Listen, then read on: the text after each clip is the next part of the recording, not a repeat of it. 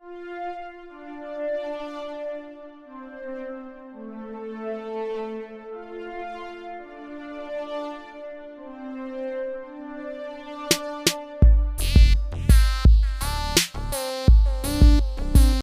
everyone, and welcome to the 13th episode of the SWW Show. Fuck, we're old.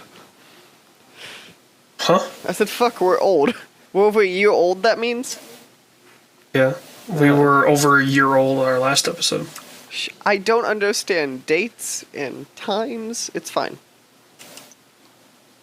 Although, is that the case? Because there's been times where we've definitely released more than 2 in a month. Not numbered in, as long as we go off Movie Club or SWW, those numberings are fine. It's the issue is if you go over total episode count. Which I don't. Right. So you should be good. We should have done this correctly. We should be A-okay. Yep. Okay. You know who else is doing A-okay? Oh no, who? Oh, by the way, I'm AJ, that's Mike. The guys over at AEW are doing just fine. I was hoping fucking that'd be... Do you mean how they crushed NXT? It was a weak number for everyone. Okay, but AEW... On Wednesday. If they could at least hold the number they got, they'll probably be fine. 1.4 is a tough ask. It is. Also being Especially, TNT. Being TNT. Well, if you think about it, TNT is no different than USA. Yeah. I'm not gonna... Because, if you have USA, you have TNT. Like, they're in the same package. So, in the same tier. We're going to get to AEW in a second. I have to make a WWE complaint here. Go for it. Okay. These dumb fuckers... So, obviously, SmackDown is moving. I think it's literally on Friday. Yeah, it's the day we're recording this. They're calling them seasons now. I don't like how they're getting this way and now calling it a new season, and now they're defining them as seasons. They've always done that. But, they've never been this vocal about it in recent time. No, it's weird to see them, oh, this is the season premiere. That's what's weird to me. It's not that, internally or video-wise they call them seasons. It's them advertising it as, a season premiere is fucking weird. Yeah. They don't normally advertise them as seasons, but it seems like every couple of years they will drop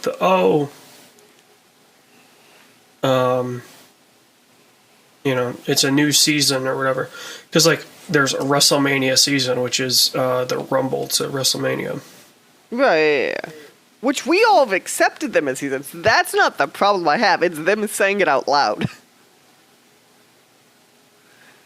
It's them leaning into it, I think, is more the thing. Because a show that has seasons... ends. Needs... Yeah. Wrestling doesn't end. There is no beginning and there is no end. Wrestling just is. It makes you wonder if maybe they're going to start stopping. They can't. There's no way. They could. But, if they did, part of the, it gets weird then with ratings and money and building this shit, Well, if anything, their current deal makes it weirder for advertisers. Do you know what? No. Hear me out, okay? You know what the fuckers would do if they did that is? They would make sure not to air whenever the weeks they have fucking football games airing starting next year. That's when they would do it. Football would never... I mean, Monday Night Football has been an issue for them for 50 years. No. But with what the fuck's it coming back? NXT. Wow. That's on Wednesday. No, what's the football thing they're bringing back? Thursday. Oh, XFL? Yes. Yeah, that'll probably be Saturdays and Sundays. I can't wait for the first week we get to see XFL versus NFL ratings back to back. You won't. It's currently scheduled to be in between the Super Bowl and the draft. Sad. That'd been amazing just to be like, watch that numbers.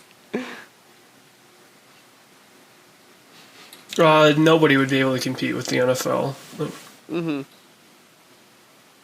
But back to AEW. Did you see some of it? I caught like 10 minutes of it. Okay. I saw part of it. It seemed fine. It seemed like AEW.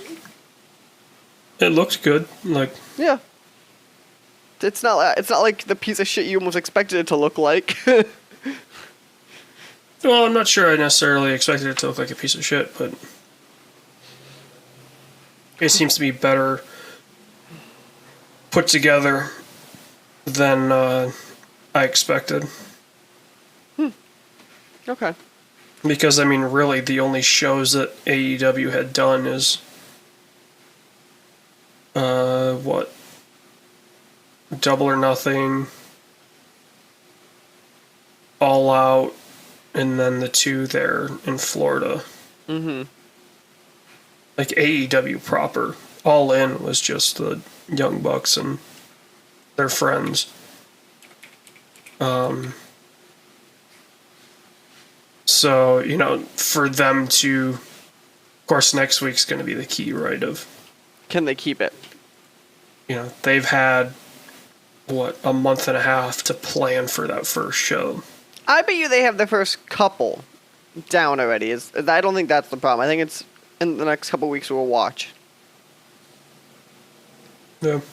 Because I bet you when they're planning that one, they're probably somewhat planning the second and third episode at the same time.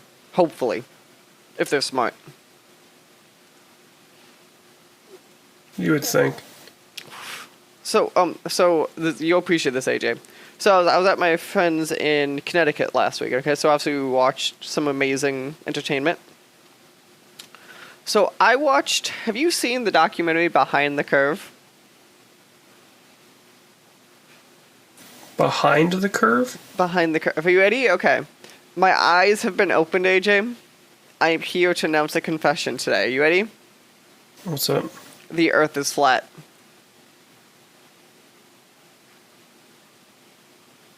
If you genuinely believe that, in a week I will punch your face through the back of your own head. Explain to me why you don't believe the Earth is flat. They explain it very, very simply about how we're in a dome that's a glass dome and how we're entertainment for the outside beings. Man, I'll tell you what. There's some stupid people in the world. It was my favorite thing, okay? There's a segment there where they explain how they're normal people and they're not people who live in their mother's basements, right? Do you know what the next scene is? Somebody living in their mom's basement. Not just somebody. The most famous flat earther, apparently, who lives in his mother's basement. or at one point, I'm spoiling this. All of you could deal with it because it's the best trip of your life. There is some, like, basically measurement they have that if you put it over a distance, it will detect curvature kind of thing. Mm-hmm. So they were like, perfect, we'll do this, put it in some sort of zero-G simulated environment, put it over a distance. They're like, it will show the Earth is flat. Okay? It shows the Earth is round. And they go, huh. They go, oh, we didn't account for the heaven energy that they do to trick us. Like, that's the level of shenanigans that went on in that film. Like, I don't understand how people can believe in, like, all these conspiracy theories. There is some I think are way more believable than others. This is on the not believable side, for the record. What's your most believable conspiracy theory? The mob killed JFK.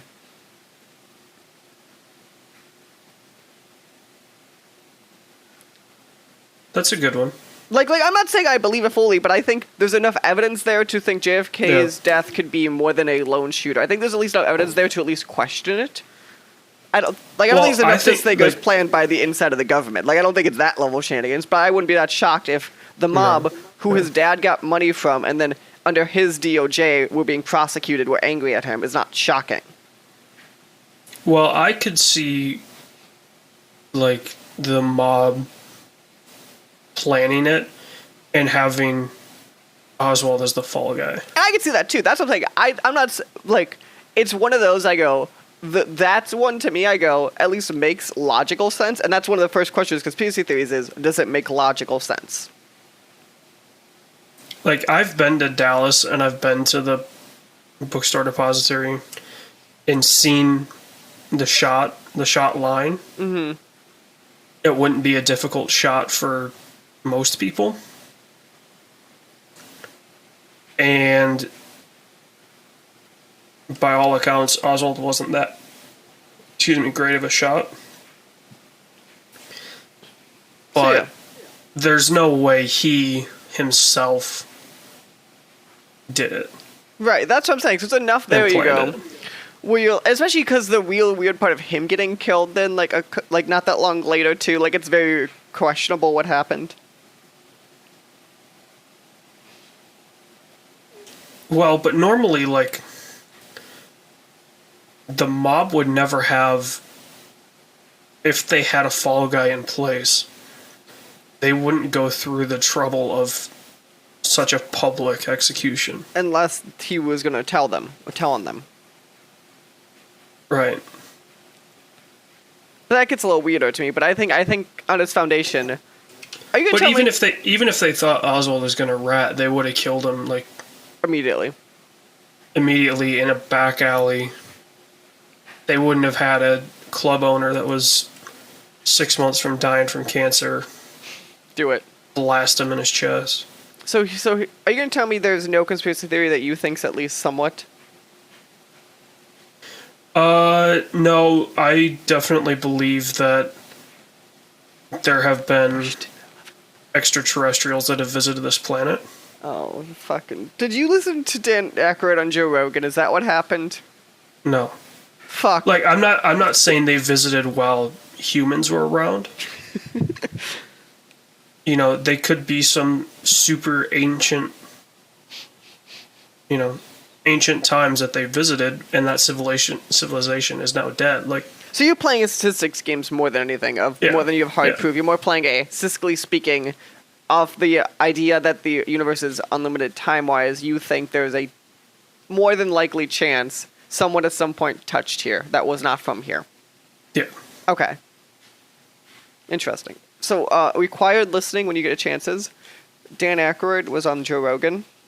There's a solid... Oh, I would say the Bob Lazar one's even more... Oh, fuck, I don't know, this Dan Aykroyd part. My favorite part is when Dan Aykroyd looked at Joe Rogan, and for 40 minutes they talked to aliens. He went, well, at least we could both make the obvious assumption that there are people living among us who are aliens. And Joe Rogan just went, excuse me? Like,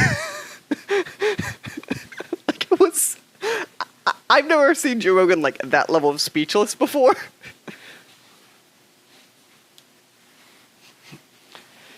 Something that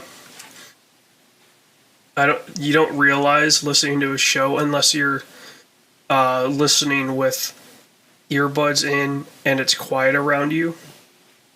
They have no gate on their microphones. Okay. So whenever somebody takes a drink, you hear it. And I was listening to the episode with the Black Keys. And since there's 3 of them that have hot mics, it was just constant. Oh, I can only imagine. Ooh. And I'm like, oh man, like, I'm saying that right after I just took a drink and probably did the exact same thing, but I have a gate on my recording, so it won't pick up unless I break the gate. So here's another thing that I watched. So I finally watched Bumblebee on the plane. Oh, is that the John Cena one? Oh yeah, it's John Cena. Got Haley Steinfeld. That one. Mm-hmm. So I'm gonna say the thing that you'll disagree with fundamentally. this movie should have just taken place in Cybertron. It looks so... it's probably, like, 20% of the film at some points in Cybertron from, like, flashbacks or whatever. That's the live-action Transformers movie I wanted to see. Like, Haley Steinfeld is fine. The villains in this are fine. The plot makes no sense. Like, it's... What's sad is, it's probably the third best Transformers film. But that's not saying a lot. No. So here's my official Transformers rankings go 1, 3, then Bumblebee. Okay. Which I think is somewhere around the line of most people's. Don't you think so? I probably wouldn't argue. Okay. Have you watched any fun stuff recently? Was there any racing on TV? Any of that stuff? There's been Formula One, which had a very interesting race in Russia. Ooh, the Russians? Uh-huh. Ooh. The best part is the only driver that's currently in the field from Russia is nicknamed the Torpedo. I'm watching some sports. I'm working my way through Mayans MC. I'm caught up to live. So I just need to watch the episode from this week and that'll be fully caught up. I started watching Mr. In Between. I don't know that one. It was the first production, well, actually it didn't even end up being from them, but FX Australia. Okay. We're gonna have this show, and FX Australia folded before the show came out. So FX proper came in and saved it. Took it over. Yeah. But it's this dark comedy about a hitman who lives two lives. Like, he has an 8-year-old girl, divorced, starts dating this EMT driver, and it's pretty good.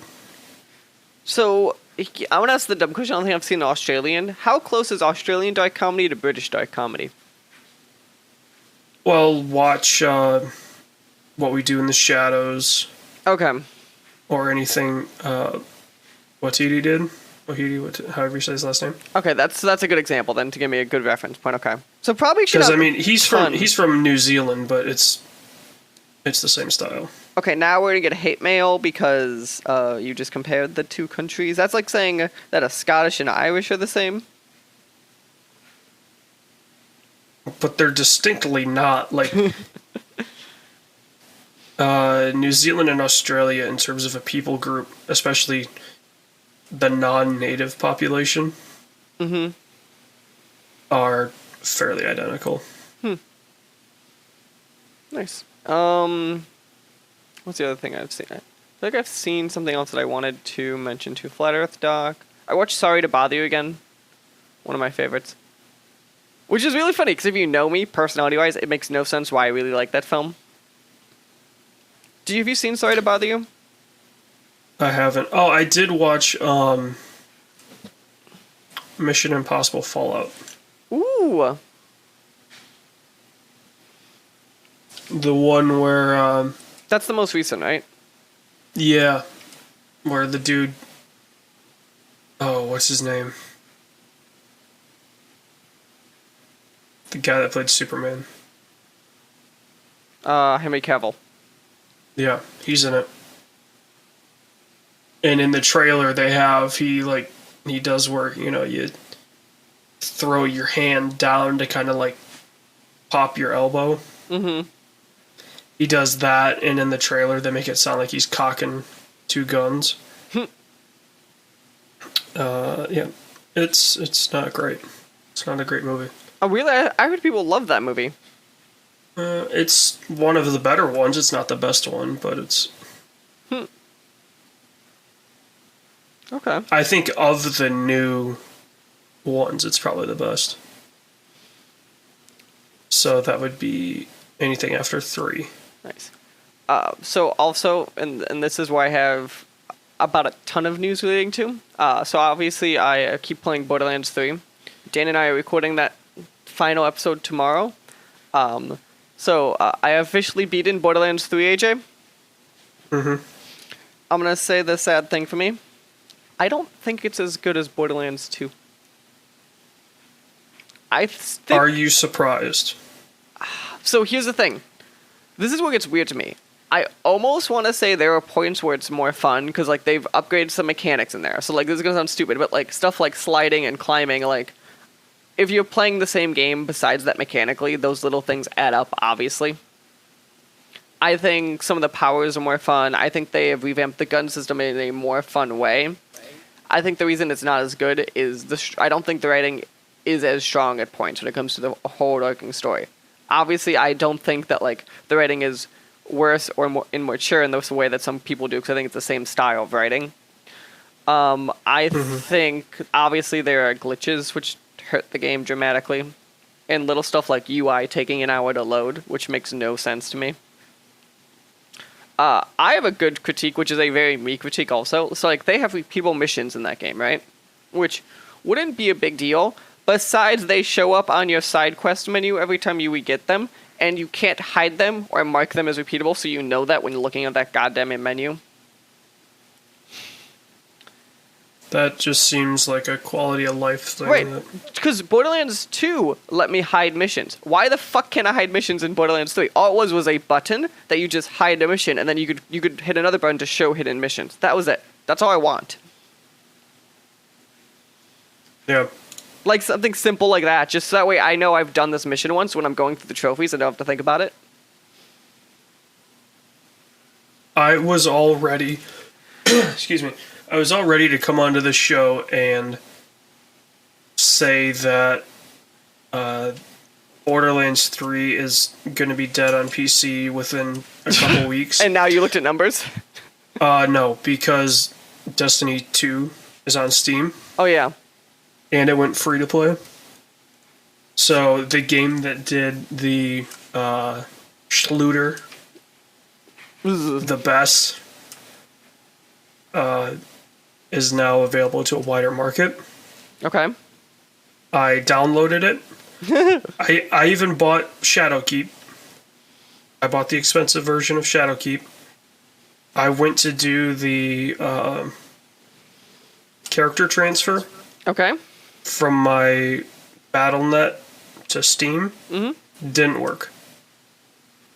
Uh-oh.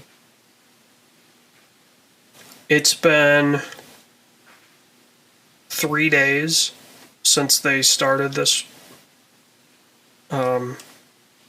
Since it launched. Mm-hmm. As of the time of recording this, and it's still not fixed. Oh. And so I just started a new character. But the thing of it is, like, they bumped everybody up to 750. Mm-hmm. And I'm almost wondering if it's even worth it to try to get my old character, because they were at 750 as well. Oh. So the only thing that I would still need to grind out, like, a lot to get up to where I was at. And so just grinding through the story, normally gets you up to where you need to be for endgame. Mm-hmm. And so I'm just going to do that. I'm just going to play through the story again. Because that's one of the big changes I thought was you can now go in any direction and do any DLC. Yeah, you have you have all of the DLC stories as quests. Or I guess you have all of the stories in general. So you have D2 story, Warmind, Curse of Osiris. Forsaken didn't carry over, so if I wanted to play the Forsaken stuff, I would have to buy that again. It's $25 still. Woof. I'm really hoping that as a make good, they'll just give it to you. Yeah, Bungie's just like, for everyone that's had issues, you just get Forsaken. So I like Destiny 2 a decent amount. So it's funny because Destiny I got into like the DLCs. I didn't get into I fell off Destiny 2 before the DLCs. Well, and D2 was designed to be a game that you picked up and kind of left. But my issue is though, like a game like that, and maybe just it's because like there's so much stuff since Now and Then. Like I feel like picking it up, I wouldn't know where to be. If you were going to pick it up now, I would just say start a new character and go through it. Which is not a me thing also, which is like the hang up I have to get over. So. I mean, the thing of it is, like, if you start a new character, like, you already have all 3 of your subclasses, they're all maxed. Which is so weird to me, because, like, part of the thing I liked about the game was, like, going up in level and stuff, too, and, like, you fundamentally just shift that. And I know that's a very MMO thing. Well, and I know you'd still have the loot grind. Right, but you start at a higher base. Yeah.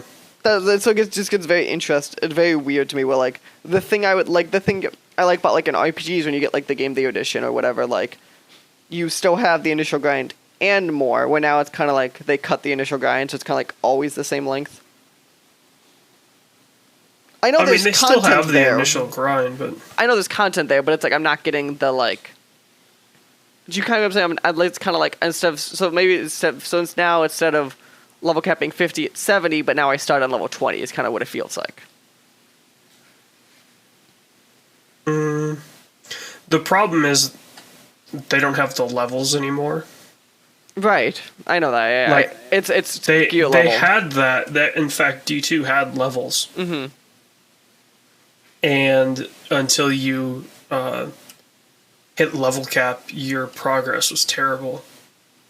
And now, like, there's no level cap. Like, if you start from scratch, like I said, you're at 750 already. So you could go back and just cruise through, like, base D2 strikes. Mm-hmm. You could probably do the first raid fairly easily.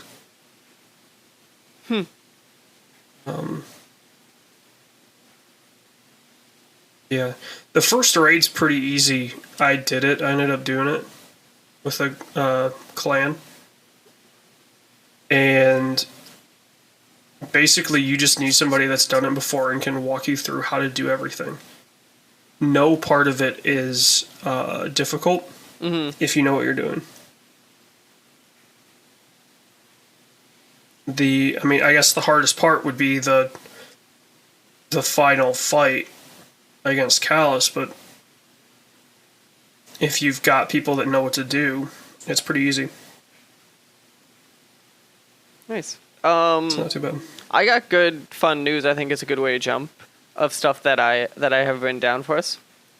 So a good Twitter account that I follow, ZachHood.exe, Daniel Ahmed, which I think most of us. He does a lot of video game insider stuff. Just tweeted out some stats that I think are very interesting to discuss about this gen. Here is current numbers we have. Ubisoft, as of Q2 this year, they said 45% of the revenue was digital. Take-Two said 75% of all units sold were digital. EA says 47% of all units over the past 12 months were digital. And 53% of all PlayStation games were digital. And one more I have, which is the thing I had written down before, is Take-Two did a giant like Borderlands 3 press note like a week ago. They said 70% of Borderlands 3 sales are pure digital now. I think the future is here. The future has been here since But I think we're at the tipping. 2015. But now that everyone is across the board seeing these numbers, like we've hit the like tipping point. Also, I mean, if you think about it, this future would have been reached in 2013, 2014 if Microsoft stuck with their guns.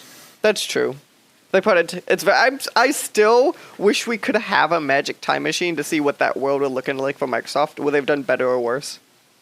Because it was so bad PR, but it doesn't mean sales, and we all know it doesn't always translate 1-to-1.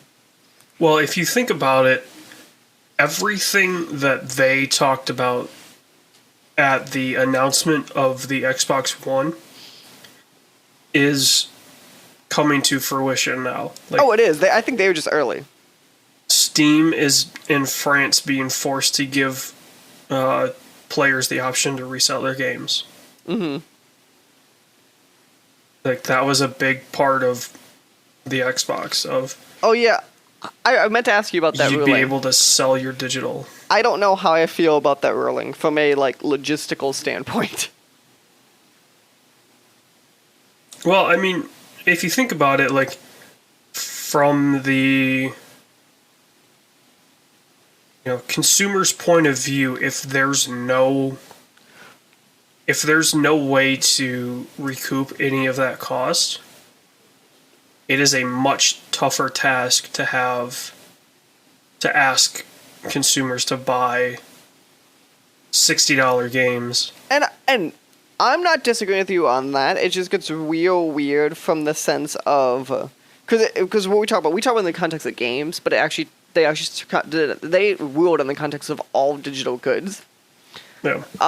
Which gets real weird of like, so like the idea of who controls the marketplace, how does the stuff transfer?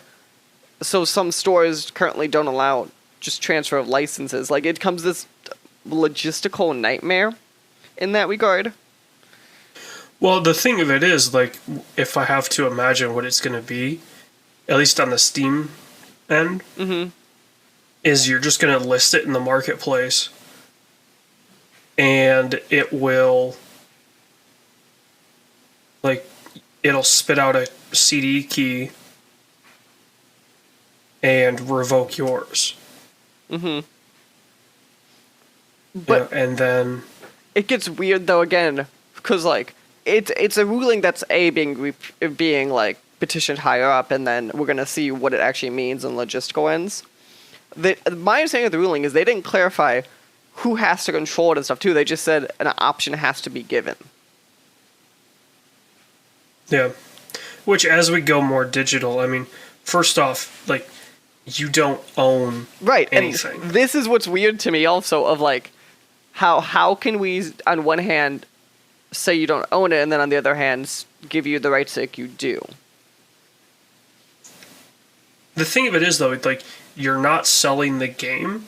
You're selling your 20-digit key. Right. So then here's a good one. I think a better comparison in practice, okay?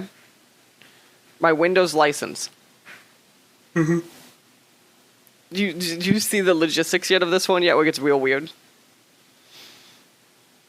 What, selling a Windows license? According to that ruling, you could do it now. Yeah.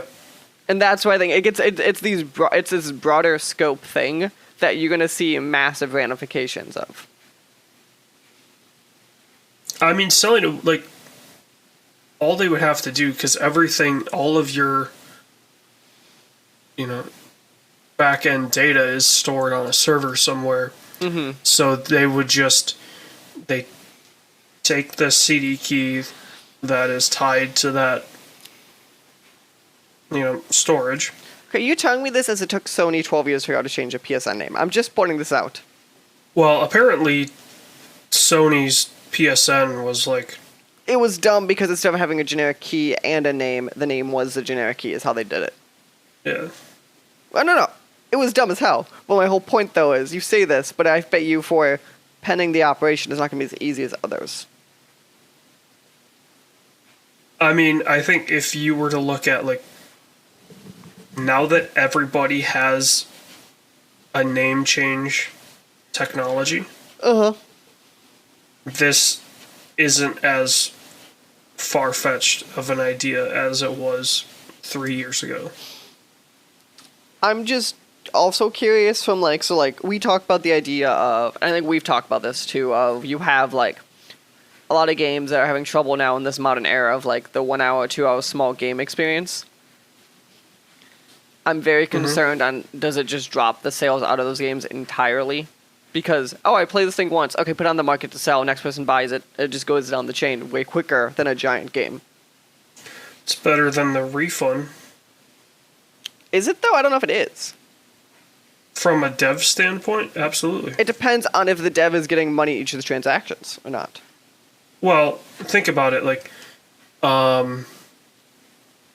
what's a good example of a game that was fairly short? Dragon Cancer is the infamous story where we all started talking about this. Yeah. But like Donut County. Yeah. You could finish in under 2 hours, and it was like a $20 game. Mm-hmm. When, like, if I finished that in under 2 hours, the dev gets nothing. If I was a dick and refunded it. That's true. This way, at least, they get the 70% sale. But here's the question, though. We have not talked about removing the refund place. I don't know if it just makes the problem worse. It doesn't solve the problem. Because there's a bunch of people who wouldn't refund it. But there's a bunch of people, though, who wouldn't refund it, but then maybe a year from now would still be willing to put it on this marketplace. Like, think about it. Like, if you... I'm not against refunds. I think we talked about it. I'm not against refunds on the merit value and if a game's busted. I just more think there should be better checks on if a game is super short of a better, like maybe a percentage basis thing or some level of that to protect those games. Oh, absolutely. But like the idea of, oh, if we had resell, then we don't need refund. Like, think about if you bought Call of Duty Modern Warfare. Okay. Which one? At the new one. At GameStop. Okay. Physically. If within a day you don't like it, you can get a full refund. So to me, and this is where I get weird about it, is I think there's a better argument on if a game is busted, there should for sure be a justification for refunds. I don't know how much I feel on the idea of, and maybe this depends on how long you play it, I think it comes down to it, is you liking a game, because like, there's this idea of like in art, and I like comparing a lot of the art stuff to like, even like when you go to films or whatever too. So films have a lot of times, they used to, I assume they still do, had like the old half-hour rule. Of like, if you walked out of a film within a half hour, they give you a refund. I've never heard of that. Oh, where I grew up, that was just a thing. It was a half hour. So you'd pay for a movie theater. If you walked out within a half hour, they'd give you a refund. Yeah, I've never heard of that. So, but my point with that one is, that works, I think even part of it is like the pacing of a film. Of like, even the longest of films in theaters are 2.5 hours. Like, you don't see a 10-hour film. Okay, maybe you see one. But the point is that, like, those aren't a thing.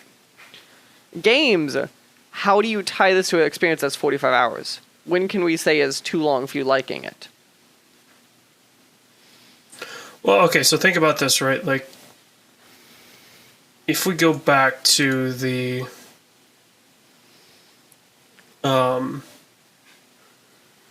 GameStop model. Okay. And I bought a game at 9 o'clock, right when they opened, on a Monday. Okay. I would have until they closed on Tuesday to return it and still get my full money. So here's an actual question I have for you on that one. Do you feel they should treat like a Call of Duty and The Witcher the same in that time frame?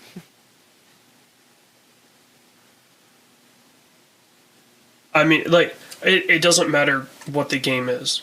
Which, I know, that's what I'm asking. The idea that you can return it and get your full money up to 36. Well, not It's around that. Maybe close to 36 hours. Ish. I think we can both agree. We understand what you're saying. It's a 1 business day.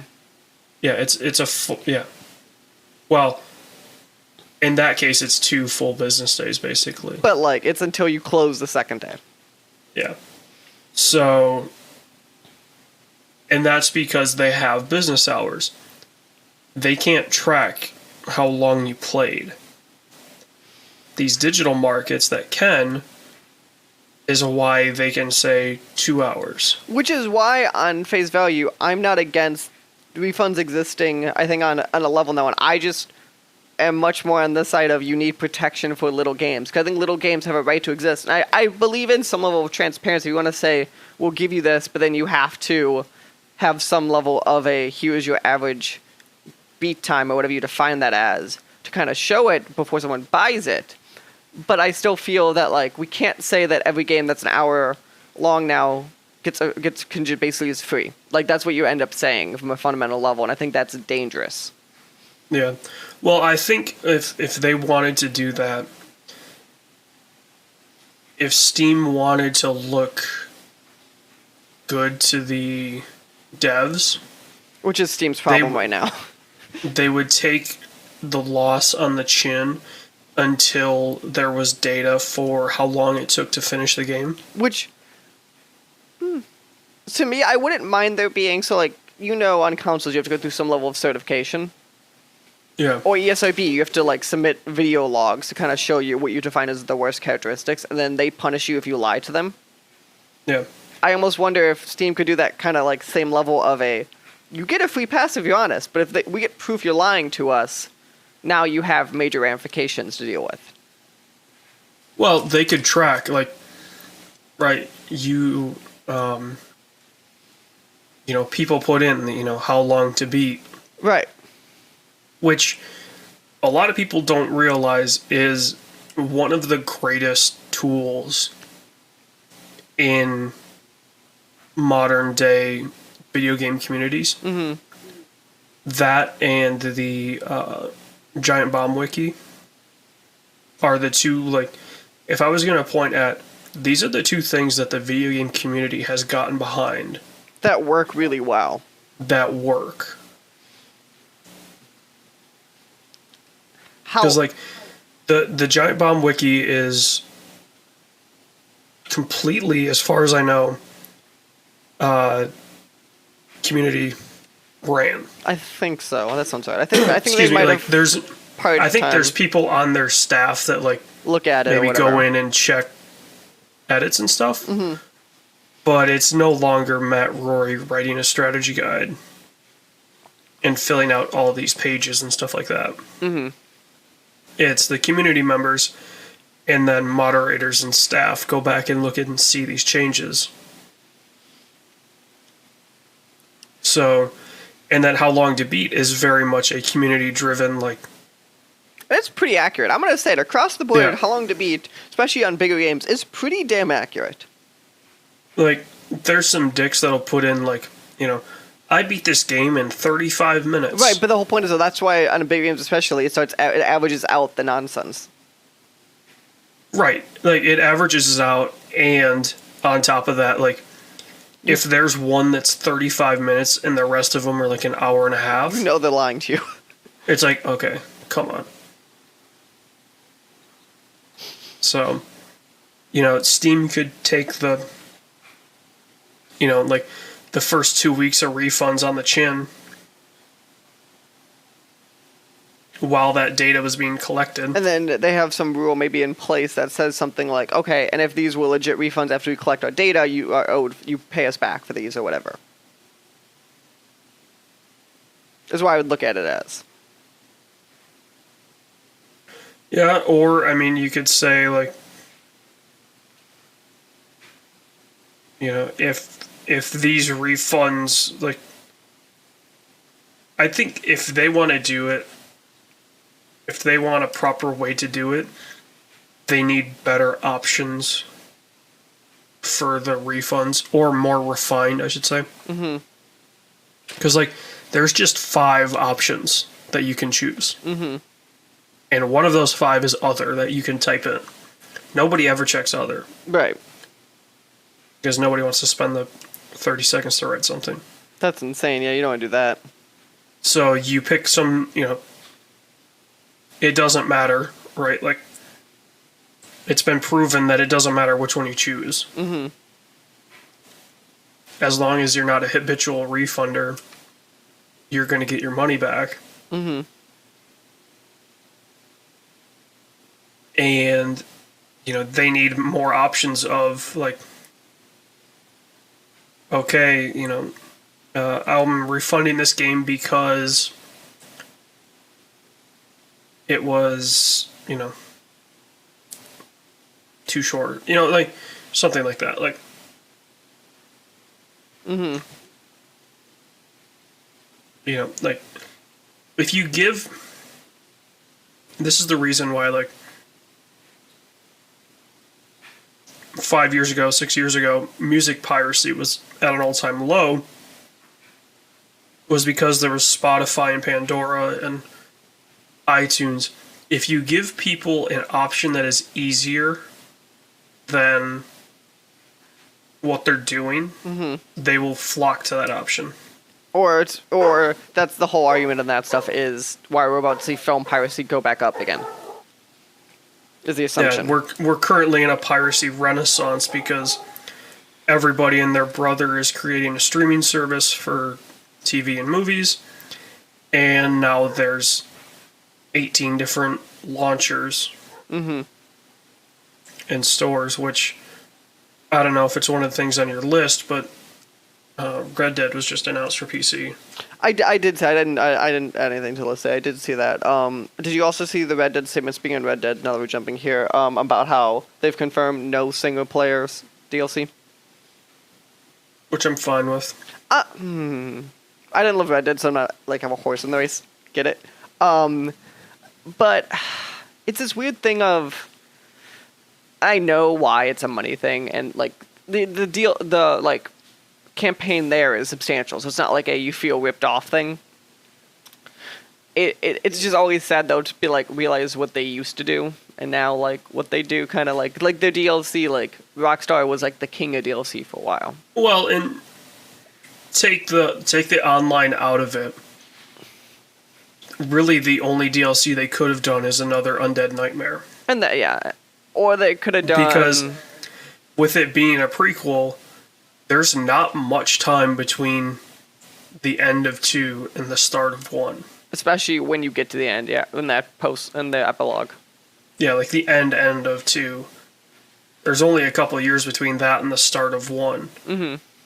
And even the main story for Red Dead 2 takes place over probably 2 years. Mm-hmm. That's why. So. Other thing, actually, I'd written down that I meant to mention earlier in the show. Did you see what the new Oculus Quest they announced? No. They have, so they announced, which I assume they're going to do. They're doing Oculus Quest like every 1 to 2 years as they're kind of improving the hardware. The one coming out next year is having hand tracking built into it. Oh yeah, I did see that. Which, fundamentally, VR is moving at a much quicker pace hardware-wise than I thought it was going to. And B, that becomes very interesting of now the experiences we opened up. The catch is, they said, there's a limitation on what it can track. So it could track, like, open hand state, closed hand state, partial, stuff like that. It can't track individual fingers as well as other hardware can. But if they could keep that on that price range it is now and just improve that and a little bit of the processor, like, at that point, I think the Quest is the superior VR platform.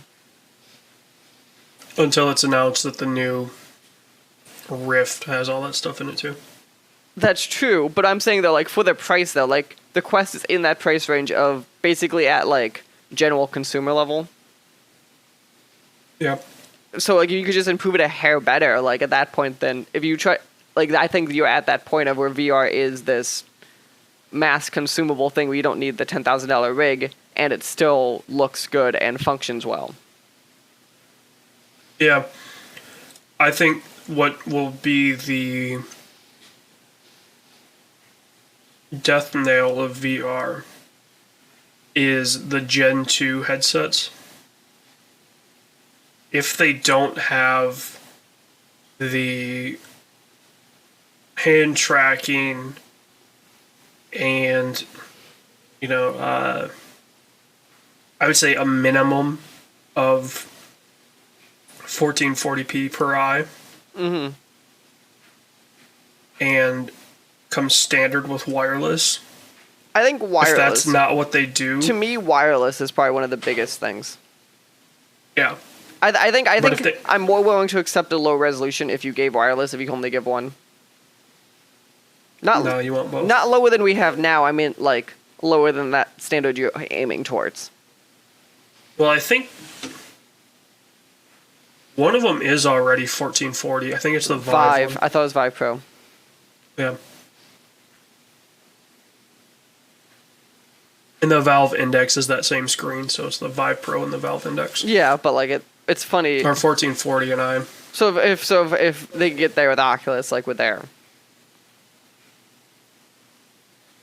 Yeah, but I don't see a standalone headset being able to do that. Mm-hmm. It's going to be very interesting, I think, to watch as VR continues that way. Also, we all know, too, VR is, like, big money push, where everybody keeps putting money into it, is, like, medical and technology-driven, and more than is games-driven. Oh, yeah, games has nothing to do with... We're just all excited we keep getting games on it, but, like, that's not where the money is in VR. Yeah. In the slightest. It's why HoloLens will succeed, because it's going to be sold to architecture firms and car makers. Yeah. Like, I find the VR stuff very interesting when we're talking about stuff it can do, like, for, like, even touring apartments or houses, or everyone, let's be honest, the ultimate dream is, when can you go to a grocery store in VR? And, like, all of that stuff I think is very interesting. Why would you want to go to a grocery store? So, to me, that would work, is when you could have, like, and we're not there yet, when you have, like, gloves, like the feedback gloves. Because then you could feel all the stuff that you would feel in a grocery store for, like, picking up the fruits and the vegetables. But I'm saying, why would you want to do that? Why would that be your... So right now, a lot of people are using, like, Amazon Fresh and those delivery things, right? Not on a wide scale, but it's slowly growing. I think it'd be very interesting once you have the physical part there of, like, instead of just saying, I want X, you can actually go to a mock store in VR and then select the X you want. I don't want apples, I want that apple and that apple. So it improves it just a hair better. You do realize that the steps to take that are 3 to 4 more steps than it would take just to go to a grocery store? Yeah, but I think it's also, like, as the tech improves, we could get there. I don't think it's, like, a tomorrow dream at all. No, but by the time we reach that point, you're not going to be, going and saying, oh, I want that. You're not going to be going to a store for anything. It's going to be right. So I think delivered to you by drone. And that's true. So I think I'd, at that point, if we're never going to go to the store anyway, can we at least make it to the selection level we had while in a store?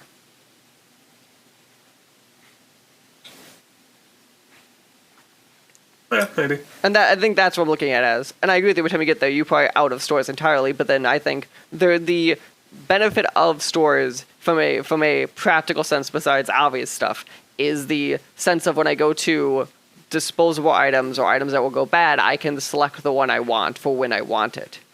Currently, the best you have on some of these services is you could select ripe, semi-ripe, not ripe, which is not the same level as going then being like, oh, this one's the one I want. Yeah, but honestly, I'm sure a lot of people are fine with just choosing the ripe option. Because when 90% of people go to a store and look at fruit, they have no idea what they're looking at. Oh, that's true. I'm not saying this is like a mass issue either. I think there are just ways to get the people who are more concerned about it on board. The people that are concerned about that stuff aren't going to be putting on a headset. I was waiting for you to be like, are you going to die in 5 years? But okay. No. The people that are that worried about what their fruits and veg, at that point will be making it for themselves. Mm-hmm. They're not going to be going to a store. So, did you see? Probably not, because this happened the night before we're recording this. Randy Orton on Twitch. No.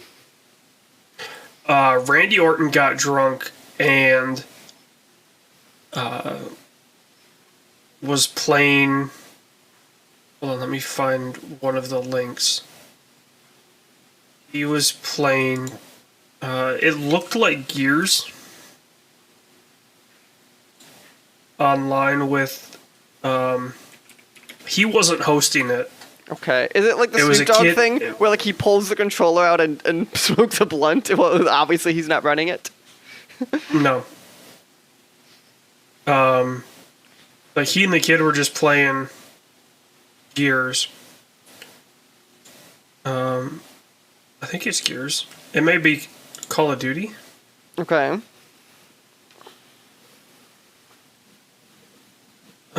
Yeah, it looks like Call of Duty. Zombies. And apparently, like, he met this kid on Twitter randomly and started playing games with him and playing Call of Duty with him and all that. Okay.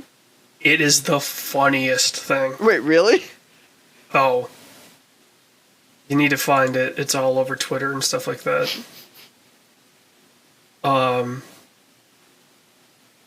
But, like, and he talks, like, honestly about AEW and, hold on. There's a list. Wait, he's allowed to say the word AEW? I assumed he was contractually obligated to not mention those words.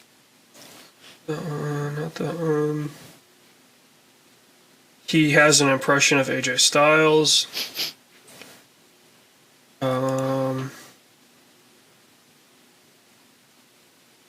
There's like a full list that I'm looking for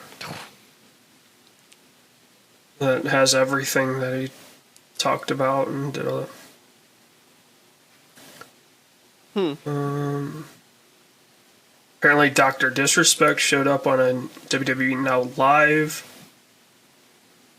and is looking for someone.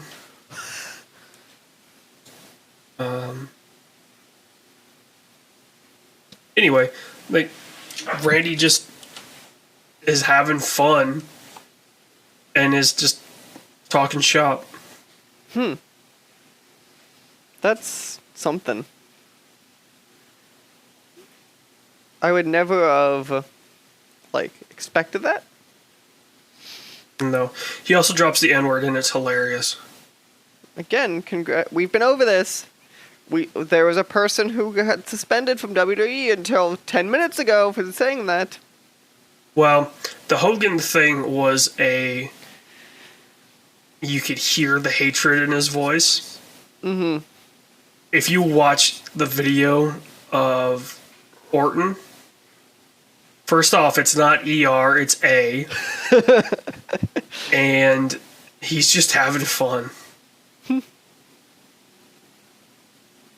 And it's not like the PewDiePie heated gaming moment. Mm-hmm. It's more him talking, like, just talking. Yeah, they're playing zombies. Like, he's just shooting the shit. So he's more saying like, hey, blank, move over here, more so than it is. No, it would say, damn. Got it. Like, interesting. So, it's hilarious. Yeah, so Randy Orton's personality is great. Okay. So, AJ, I had you watch two things right before we recorded, right? Yep. So I think we need to talk about the pinnacle cinema of the two first. So we watched the Birds of Prey trailer. I have a question. We have a question. I only know Harley Quinn. Okay, I'm for sure the bigger comic fan. I couldn't tell you who the others were. So, Suicide Squad, I think universally, we're going to say was not in the highest of praises. Oh no. But we all, I think, universally agreed Harley Quinn was decent to good in that film. Yeah. Okay. How did they, like, make her worse? She's not worse. I don't. I'm gonna say it wrong on that one. She's not She's fun. not worse. She's not fun. It's just that now she's the main focus. Like, there's in the trailer, it's the end thing, which you could tell was, like, the fun ending, was, like, her pulling a grenade and telling the person, hey, hold this, who's in the car with her while she's, like, a Uber driver or whatever the fuck she is. And, like, then she drops and it explodes, and yay, explosion, Harley Quinn caused. That just wasn't fun. I'm genuinely curious if you actually watched this trailer or were, like, had it on a second screen. No, I watched it. Because there's somebody coming up behind her shooting them, No. and she has her I know hold the why she dynamite did and throw it. it out the window. No, I know why she did it. It just still didn't feel fun to me. Like, it didn't feel like Deadpool doing it, which is what it should feel like. They're two completely different comedy styles. Yes and no, but there should still be the same level, I think, fun and energy to it. Like, the whole reason Deadpool is funny is because he knows that, because he breaks the fourth wall. Also, I think part of my issue with this is this feels like... It's like, you know how, like, Shazam and stuff like DC has tried to, like, softly reboot themselves into sounding less sad and like, get a better tone to their films? This feels like I woke up in a coma and this is still the same DC that was, like, doing Batman vs. Superman. Also, would they call it Los Angeles, or will they have some weird name for it? What is LA in DC Universe? I don't know. It's not LA. Because in Shazam, it was just Philadelphia. Which still angers me, by the way. Still angers me. She should just be in Gotham, actually. What are you talking about? Harley Quinn? It was Philadelphia. Oh, yeah.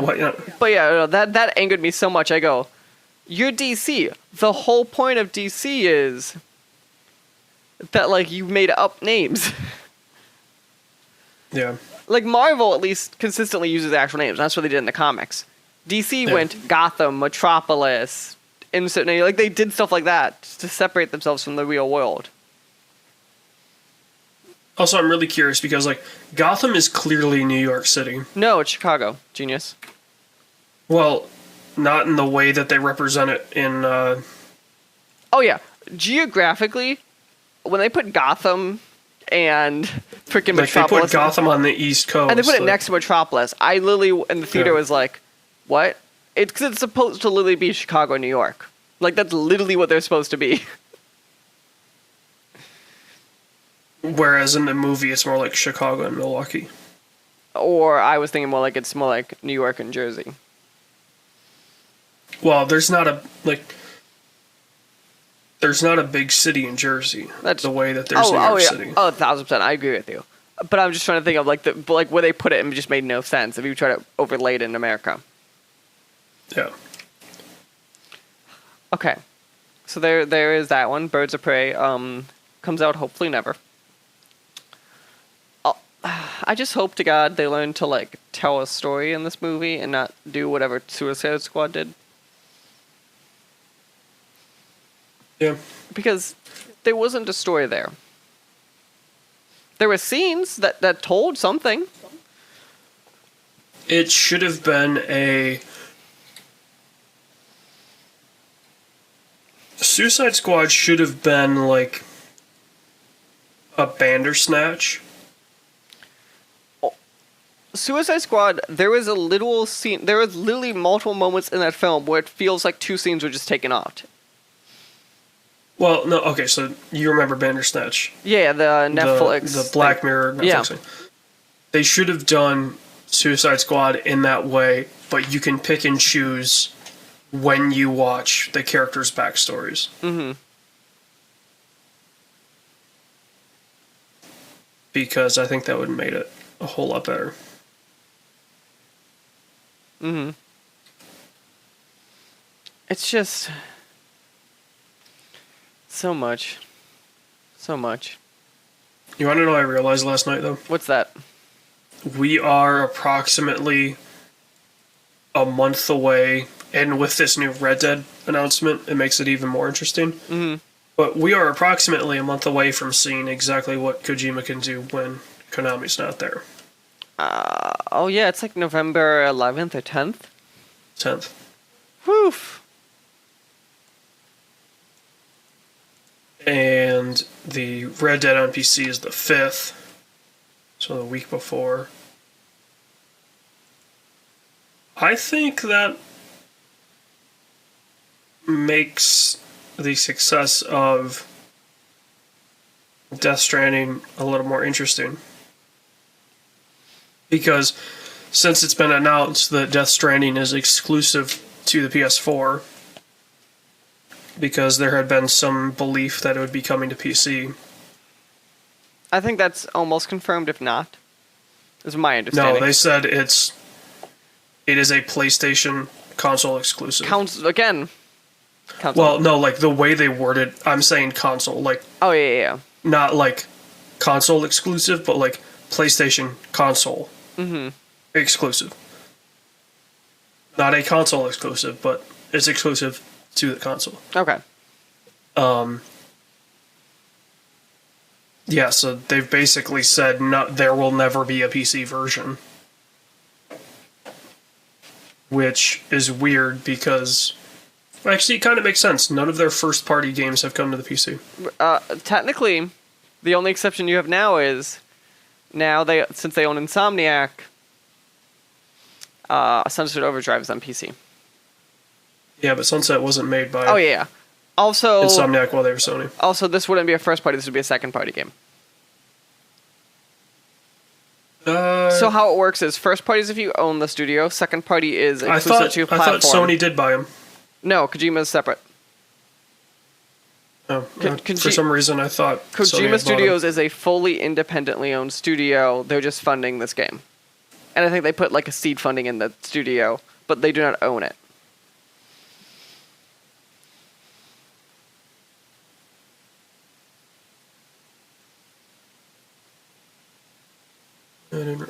For some reason I thought Koji Pro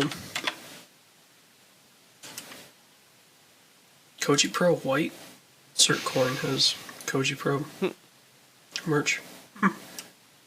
Did not know that. Yeah. No, I'm looking at the insert coin clothing, not.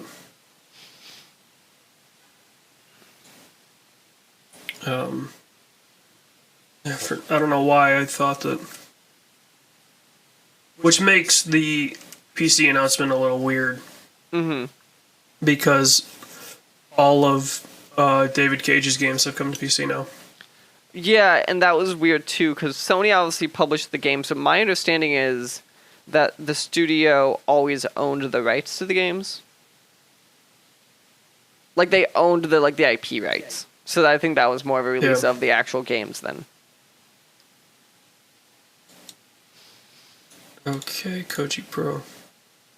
Their website is... Oh, there we go. Of course, as I click refresh, their whatever loading animation pops up. Mm-hmm. From Sapiens to Ludens is what it says. I don't want the new trailer. I want the goods. Have you seen some of the cool merch for Koji Pro? I've seen some of it. Like, some of the Death Stranding stuff is a little weird. But, like, Koji Pro, and it's just their logo. Mm-hmm. Looks really good. They've got socks and a watch and t-shirts galore, and posters and bags, and I'm looking forward to Death Stranding. I am so curious how this is going to end up. Because it seems like if the gameplay the vast majority of the gameplay is what was shown in that, what's the Japanese TGS? trade show? TGS. For some reason, I wanted to think Japanese. Something. The gameplay shown in that looks to be the thing I hate. Mm-hmm. Which is, like, meticulous inventory management.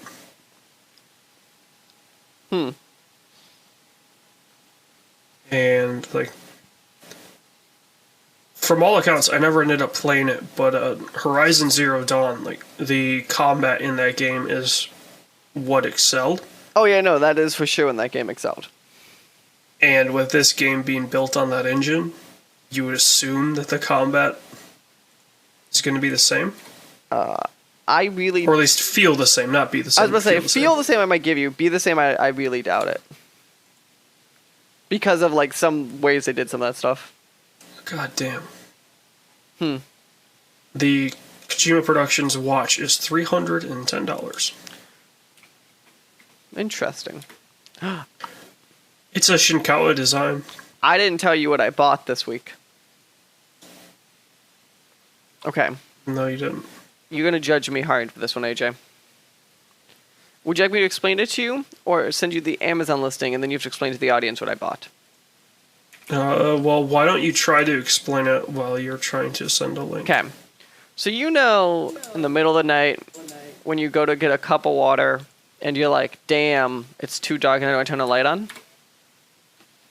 Did you buy night vision? No, I bought something better. AJ, what did I buy?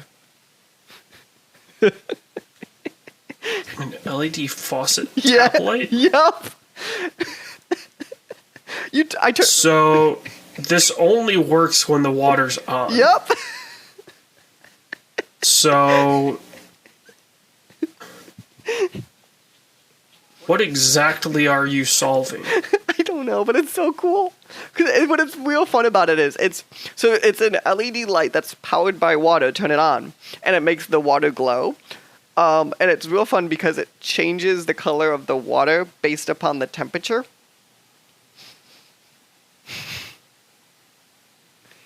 Also, I feel like the blue and green should be switched. I'd probably agree with you, but it's surprisingly fun to just run your water. Also, it has 2.5 stars on Amazon. It works fine. For $10, I was willing to take the risk. Does this allow water to pass through so hard that it splashes everywhere like others? Answer: I don't know. I haven't been able to hook it up. It won't fit any of the sinks in the house. Because you have to unscrew the sink part, which people don't realize. So you know how, like, your sink has the thing? Most people didn't realize you had to unscrew it, and this screws in there, because it's universal. The cool part is that it comes with 2 size adapter rings, so way to look after your customers. It actually increased the water pressure of my sink. Probably because the opening's smaller. Don't buy the cheaper ones, this one works. It fits perfectly on my sink, but there's no light. There were no other instructions.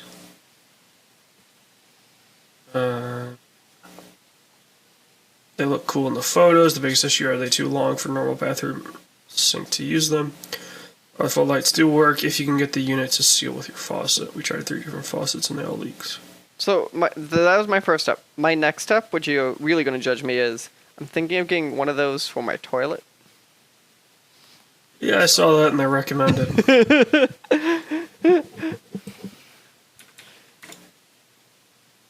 Motion activated toilet light. See? It's any toilet light sensitive.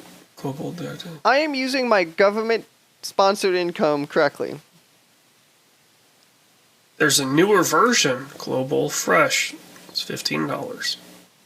Version 2, longer lasting.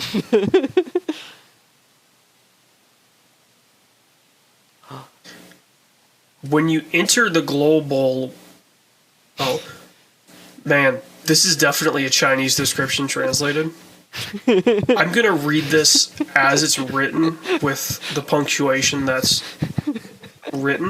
This reminds me, do you remember when we did the Soldier Board game console? Yeah. Motion activated, so it turns on when you enter and off when you leave. When you enter, the global will automatically activate, lighting your way.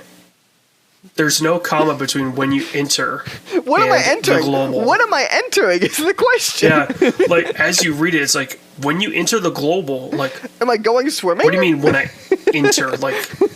Do they think I walk into it?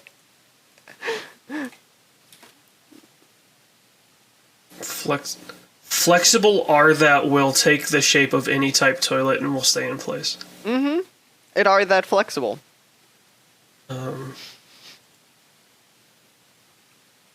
The English otherwise is pretty good. Tired of waking your loved one? Want to make potty time fun for your kids? Are certain people in your home missing the target? I love that one. Like, I honestly don't understand how it's so hard for these Chinese companies that make these products to have somebody translate their descriptions into non-Google Translate English. Because, like, Google Translate's really good if you need the words translated. Grammar it's terrible at. So. But yeah, so I bought that, and I'm thinking of buying that toilet add-on for the hell of it. You look like a fucking idiot. The sink one is kind of fun.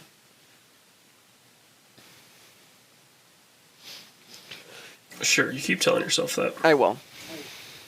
Okay, so AJ, the other trailer we watched, The Irishman. Yep. What is your problem with it? It looks like a Scorsese film.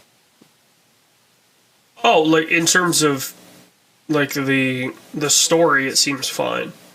It's more of the... all of these actors look like dog shit. Oh yeah, no, they all look like they are... It's funny, Al Pacino looks the most alive of all of them, and he's the oldest. Joe Pesci looks like a ball sack. Joe Pesci looks like death. Ray Romano looks kind of like death also. No, actually, Ray looks pretty good. But like, Al Pacino is for sure the oldest, and he looks relatively the best of the main cast. Still doesn't look great, though. No, but he hasn't looked great in 15 years. How old is he? Fuck. I would bet you, what do you think, mid-70s? He hasn't looked great in 80 years. Okay, Al Pacino is 79. To put in perspective... Damn, my joke was a little more on point than I thought it was going to be. Robert De Niro is 76. I don't know if they're that close in age. And Joe Pesci? A human ball sack. Joe Pesci is also 76. Like, I have nothing against Joe Pesci as an actor. Joe Pesci, I think, at his best... It's sad because Joe Pesci did very few films. Joe Pesci at his best was fucking amazing. He's a very, very good actor. Like, I'm not saying Time has not been kind to him. I'm not saying he doesn't have iffy movies, but at his best, like Goodfellas and My Cousin Vinny, Joe Pesci is fucking... Casino. Like, and again, this is why I'm very hopeful on this movie, because this feels like Scorsese just went, fuck it, let's just do Casino and Goodfellas again. I don't care anymore. That's why I'm worried. And that's why I'm optimistic. Also, it's apparently got amazing reviews right now. Well, of course everybody's going to review it great.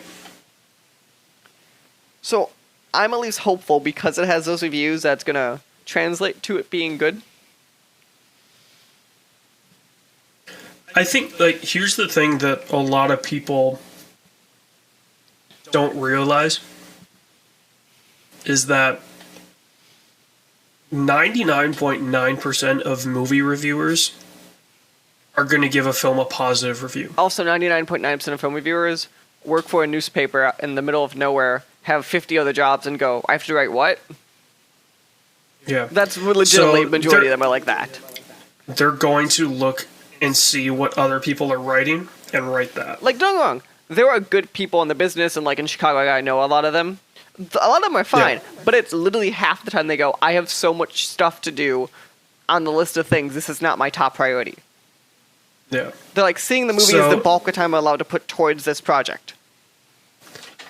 If you're a smart reviewer, when a movie like this comes up where it's got everybody in it, and Scorsese is a critic's darling, of course it's going to get great reviews.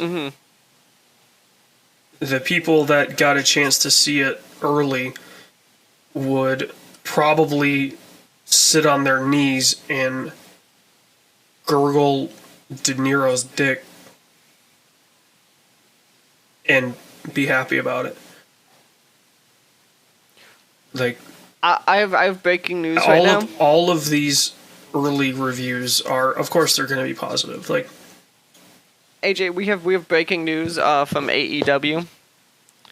Cody Rhodes and Chris Jericho apparently during the panel. Oh yeah, New York Comic Con, I saw that. Chris Jericho just hopped on his fucking back and. I just saw the headline. I didn't see what actually happened. Some good shit.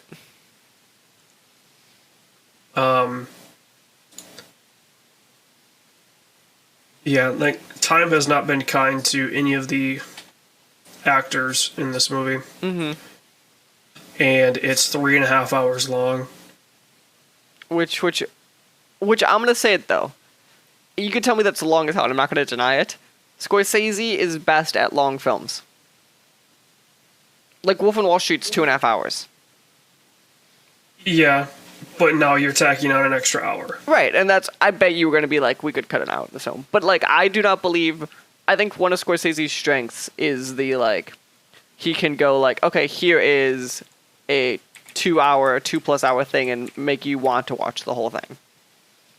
Here's the thing, right? Like, Interstellar is just under 3 hours. And it feels like it needs to be that long. In fact, it almost feels like it could be longer. Which I would almost argue Goodfellas is, I think, a good comparison of an exact same scenario. Right. Goodfellas actually isn't that long. How long is that? That movie's pretty long, isn't it? It's like, I think it's 2.5. But which is long at the time. Goodfellas but now, I mean, is, holy shit, yeah, it's under 2.5.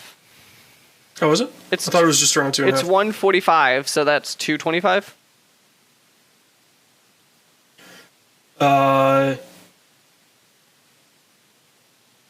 6, 12, 18.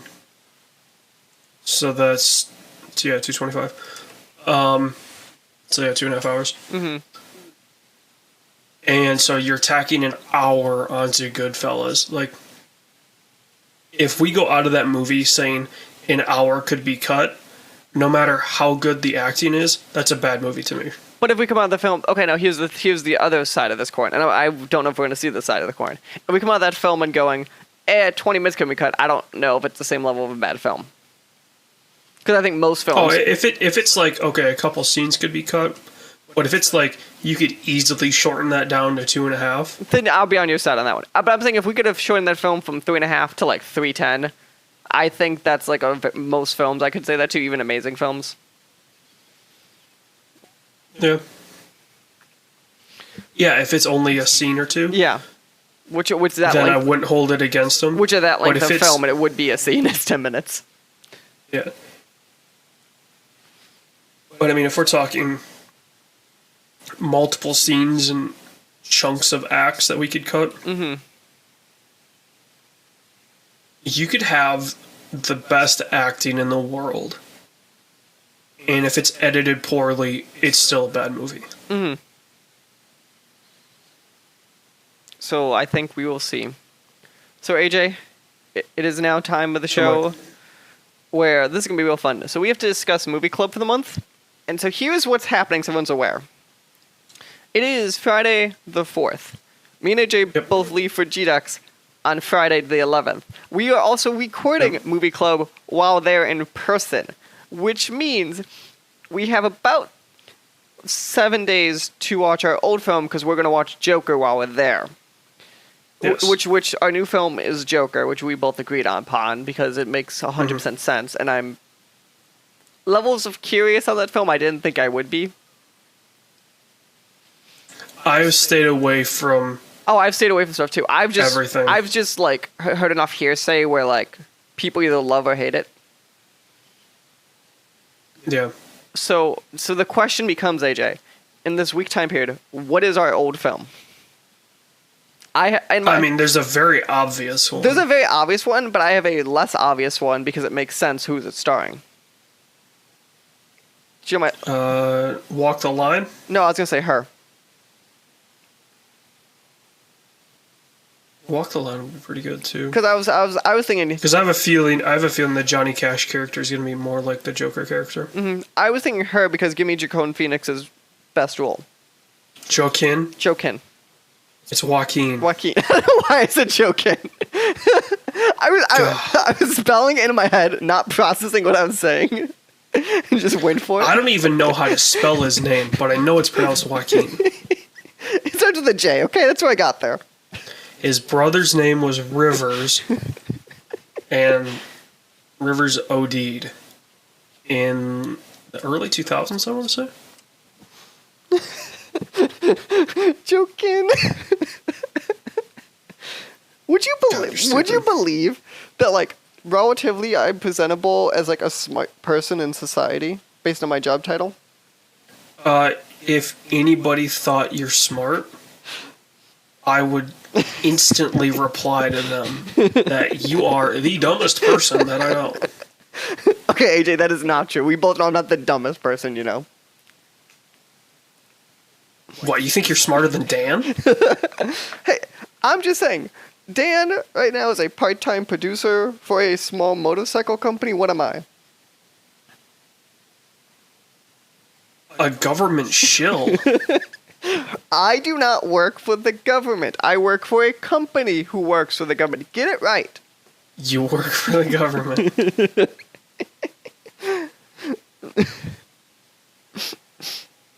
So AJ, what are you feeling in for our old movie? My obvious film is Dark Knight. Dark Knight. I was because obviously that's the obvious one.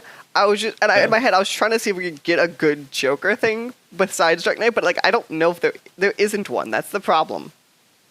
Like unless we're gonna go back and watch. So I had another option, which you were going to veto. If we're going to watch a Joker film, we have to watch Suicide Squad. You know, I was thinking that. But then I was also thinking, like, I don't know if it's on anything. It must. Like, I'm sure it's on Amazon to buy, but... I don't know. It was on HBO for a little bit. Because, as painful as that'd be, it just made sense to me, because, Joker's a decent chunk in that film. And I'm on this side He's in it more than I thought he was. And I'm on the side of, I don't hate that Joker.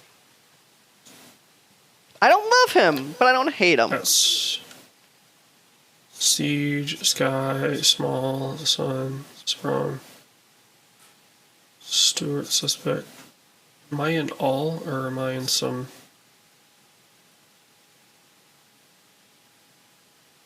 All.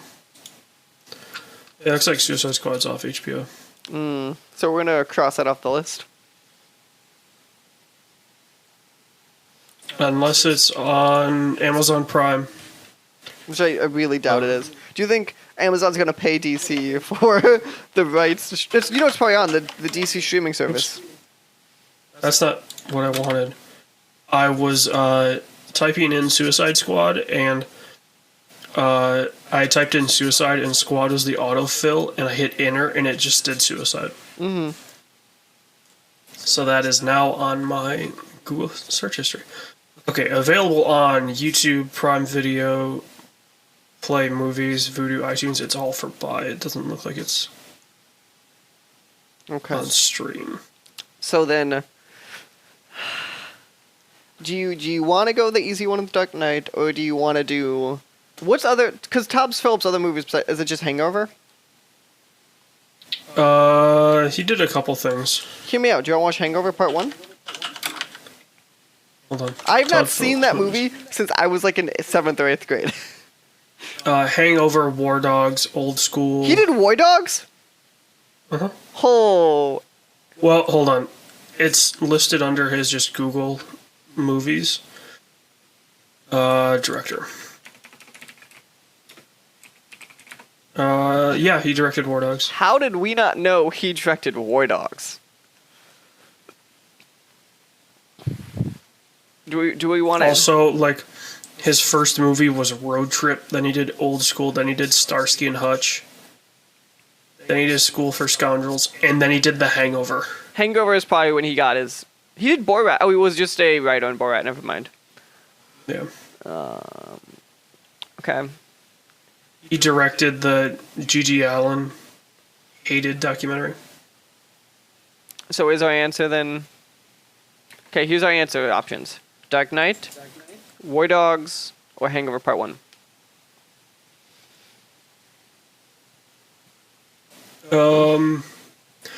I want to save War Dogs. For when it makes sense. For when it makes sense, because that movie is a very fun movie. Oh, yeah. The problem is, like, I want to do War Dogs and Lord of War. Oh. Because they're basically the exact same movie, but they're both old movies. So we have to find a reason for that. So if we had a month where, I guess that's our fallback pairing.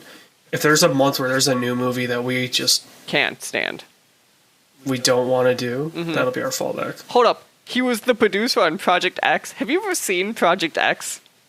Yes, it's actually based on something that happened in Michigan. Like it's the fucking most insane thing. It's High School Hangover. It is. Okay, so Hangover or Dark Knight, what are you feeling? I mean, I personally think we should do Dark Knight because it's the same, Okay. at least base material. Yeah, I'm not going to disagree with you on that, so it's going to be Dark Knight. So, Dark Knight, a movie that I can recite most of. I own that film, so I'm not that concerned. I own the entire... I own the box set. It's on HBO. It's on... I own the entire Batman trilogy of the Christopher Nolan Batman trilogy. Yeah. Okay. That's a really good way to waste, I think it's 7 hours. Dark Knight is half that time, so... Yeah, it's over 2.5 hours. I'd like to... So when I lived in the apartment like 2 years ago, two of us made our other roommate watch Dark Knight for the first time ever. My favorite moment was... Because I forgot what we were watching on, so you could pause it without seeing the time left on the film. Yeah. We got to the bombing of the yacht scene, right? Where they're up there. Spoilers, Dark Knight, because... The bombing of the yacht? Not the yachts, the two boats. The prisoner boat and the other one. So yeah. We paused that film, and we couldn't see the time, because I remember what we were watching on. We looked at him and said, how much time do you think left is in this film? And he looked at me and said, 20 minutes. We looked at him and said, an hour and 10. Yeah. Like, it's the... Well, yeah, because there's the whole fight with the Joker. But, like, on paper, that feels like the climax of a normal film. So did you pause it at the beginning or the end of the... I don't remember. The ferry scene? But it was one of those that, like, we purposely made it feel like it was the climax. Because at points, that feels like that could be the climax. Yeah. That's what's ingenious about that film is it doesn't end, but, like, you don't know, like, you just, that's the tense of it. It's like you don't know when it's ending. Also, the fight with the Joker isn't the end of that movie. Right. Batman kills Two-Face. Right. Which on paper, that's what... okay, we'll save that film. It's so good. Okay. So speaking of next week is GDEX week. Yep. We will be... So literally as this episode comes out, we are in Columbus, Ohio, or arriving in Columbus, Ohio. Well, as this... Yeah. That's what this will end up being. If this goes up... Well, yeah, it'll go up this weekend, but... Yeah, it's going up when it's supposed to. So it's going to be... I'll have it set to go up as I'm landing in, basically. Because I've been having to go out, like, Friday at, like, 9 a.m. Central. Okay, So literally as this happens. Which means I'll write down and do a social media post ahead of time with this, so they want it. But they'll still have a week to watch the movies. So it's Joker and Dark Knight. Yeah. We're going to be in GDEX. That means we present on Sunday. we will be there a lot in G-Ducks. We are going to be on the show floor Saturday and Sunday. Because we are speakers, we have access to the Friday party, the Saturday mixer, and the Saturday dance party. We are leaving sometime Sunday evening. Doesn't really matter when. Come check out our panel. It was called Main 2. Now it's called like Room 151. We are in one of the rooms Sunday at 2 o'clock doing our panel. Are Mike and I prepared? Hell no. Did you expect us to be prepared? Hell no. Now, AJ, here is the question that we need to ask everyone honestly now. How much money do you think I'm spending in Artist Alley? What's your credit card limit? 10 grand. Probably $2,000. Probably not. Where I probably buy something from Artist Alley, there's a decent chance. But this and many more questions will be answered next week. We're going to be dead by the end of it. It'll be a good time. Are you excited, AJ? No, because we have to go to Columbus. Okay, pretend we're in a different city. Are you excited, AJ? Pretend we're in Grand Rapids. Am I excited? Probably not. But AJ, we've been over this. You're on the front page of the website. Yeah, I shouldn't be, but we are. Also, I'm looking at the website as we're doing this. I love... Mm-hmm. Have you seen the Saturday event called Drunk Pitch? I haven't been on the site since you texted me our thing. Okay, so on the website they have this pitch. They have this thing for Drunk Pitch, and it's literally... it looks great. Events. No, it's not events. It's on the homepage on the bottom. Yeah, I'm going through okay. I'm on the homepage, so I'm just going through. Speakers, charity raffle, dance party. Brought to you by... Okay, the dance party. Mm-hmm. Who is it brought to you by? Oh, fuck! I don't know! I thought it was... I can probably tell if you go to, like, the buying tickets section. Well, okay. It is spelled Gylee.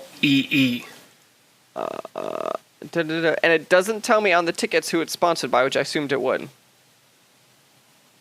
Well, it says dance party brought to you by Gylee. Right, but it doesn't say that on the thing. Like, that appears to be a company name. So, like, How do you pronounce that? I have no clue. Guile. You think I know how to pronounce shit? I'm gonna say it's Guile. Like, is that a character from the popular anime The Dragon Ball? Guile? I thought he was a fighting game character. I thought it was a Dragon Ball character. Which two things can be true at once. Yeah. Drunk Pitch. Join us Saturday evening. Food, drinks, and some great community.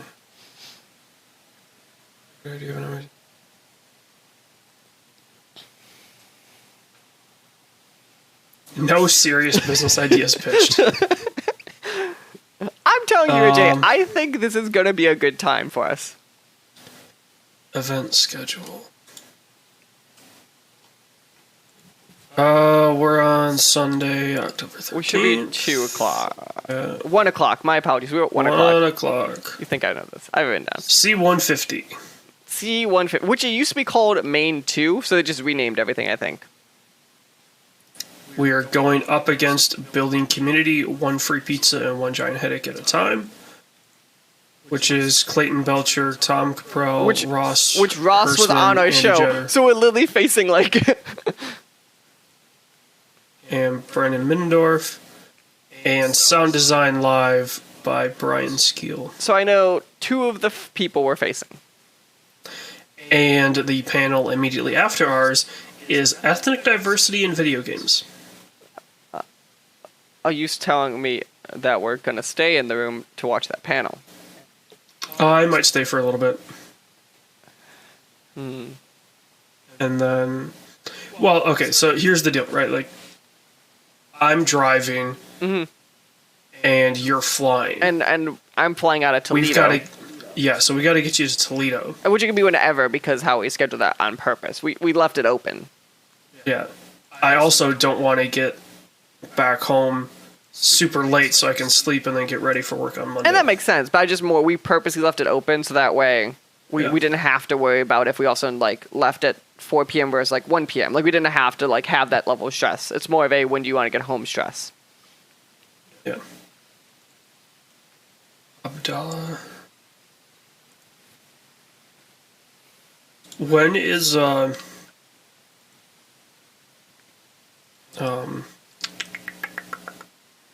what's his name's boys, there we go.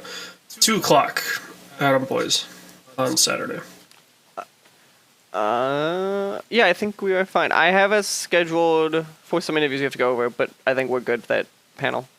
Also, only one of us needs to do an interview too, so. Yeah. Adam, what is Adam? Oh, from PlayStation Iron Galaxy: A Tale of Two Worlds. Friday's Dev Day, right? So Friday we get in. I figured we'll go wander stuff.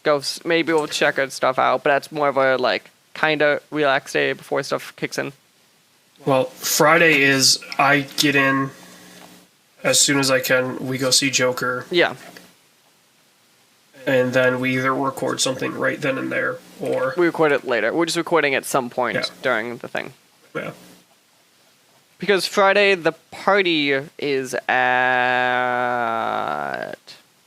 7, so. Yeah. So we could walk out Joker to that for all I care. It's just more of a. Cause I get there before you. Okay. So yeah. So when you guys are hearing this, GDEX will be upon us. If you're in Columbus and have a ticket, say hi. Stop by. Or we will be bugging everyone anyway. Yeah. I also have a surprise for AJ that I'm not telling about till we get there. So it's all going to be real exciting. He signed me up for the Smash tournament. No, actually, I thought about that. I didn't do it, though. And AJ, I also thought about this one, but I did not get you a t-shirt with my face on it. I also thought about doing that one, too. Well, I wouldn't wear it. Because I already know the shirts I'm going to be wearing, so Saturday's going to be my Beastcast 100 shirt. Fucking corporate troll over here. And then Sunday for the panel, it will be the Murder Island shirt. God fucking damn it. Okay. AJ, I think we... And Friday will be whatever I'm wearing. Friday, it will be me walking out of a fucking plane from like 5 in the morning being like, shoot me now. At least my first flight is like a good power nap length. Yeah. And then my second flight will be the problem. Yeah. But yeah. So AJ, I think it's time to say goodbye to these fine, lovely people. Remember, you can follow the show at the SWW Show on Twitter, SWW Show on podcast services of your choice. Remember, leave us nice reviews, please. We love them. You can follow me at Mikey_Maroney. You can follow AJ at Columbus is the best city. Definitely not. AJ just is in a grumpy mood. We understand. It's fine. Otherwise, remember... Actually, I'm in a really good mood today. Which is shocking. Except for the fact that Destiny hates me. Well, we all kind of do. Remember, every Friday, 9 a.m. is when the show's been coming out. We have a bunch of fun stuff in the pipeline, so stay tuned for that stuff. And we will catch you guys next time with us watching Joker and The Dark Knight. Goodbye. Hello, everyone, and welcome to a very special episode of the SWW Show. I'm Mike, and today I have two special guests with me to talk about a brand new game. Could you both introduce yourselves and what game you're working on?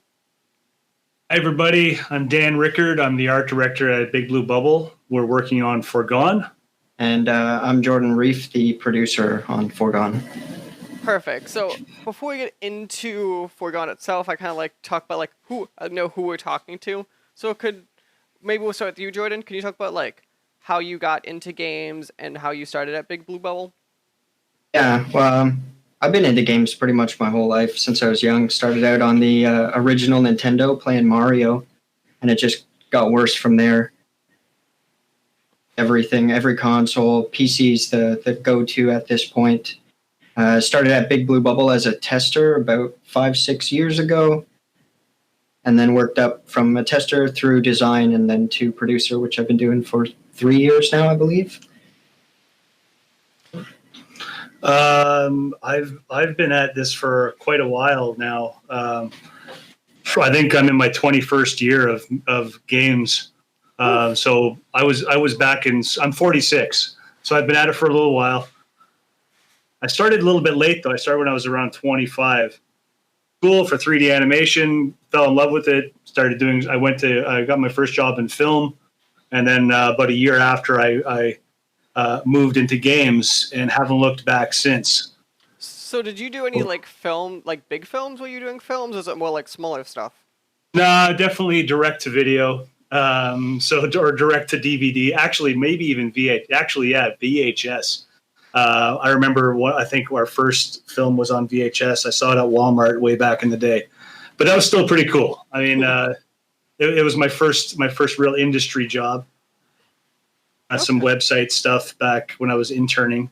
But yeah, it's I've worked on some pretty big games throughout the years, but I've been at Big Blue Bubble now for the last 2 years. So just past 2 years. So it's been great. It's great so far. So you're both relatively. It's weird because it's games. So like we say like 2 years or 3 years is relatively new, but in games it isn't always. So I find that very interesting. Then maybe let's just jump into it. Then maybe this would be a better question for Jordan probably to start because you're a producer on the project. Can you talk about like Forgone and like how it became kind of like a thing that you guys are working on? Yeah.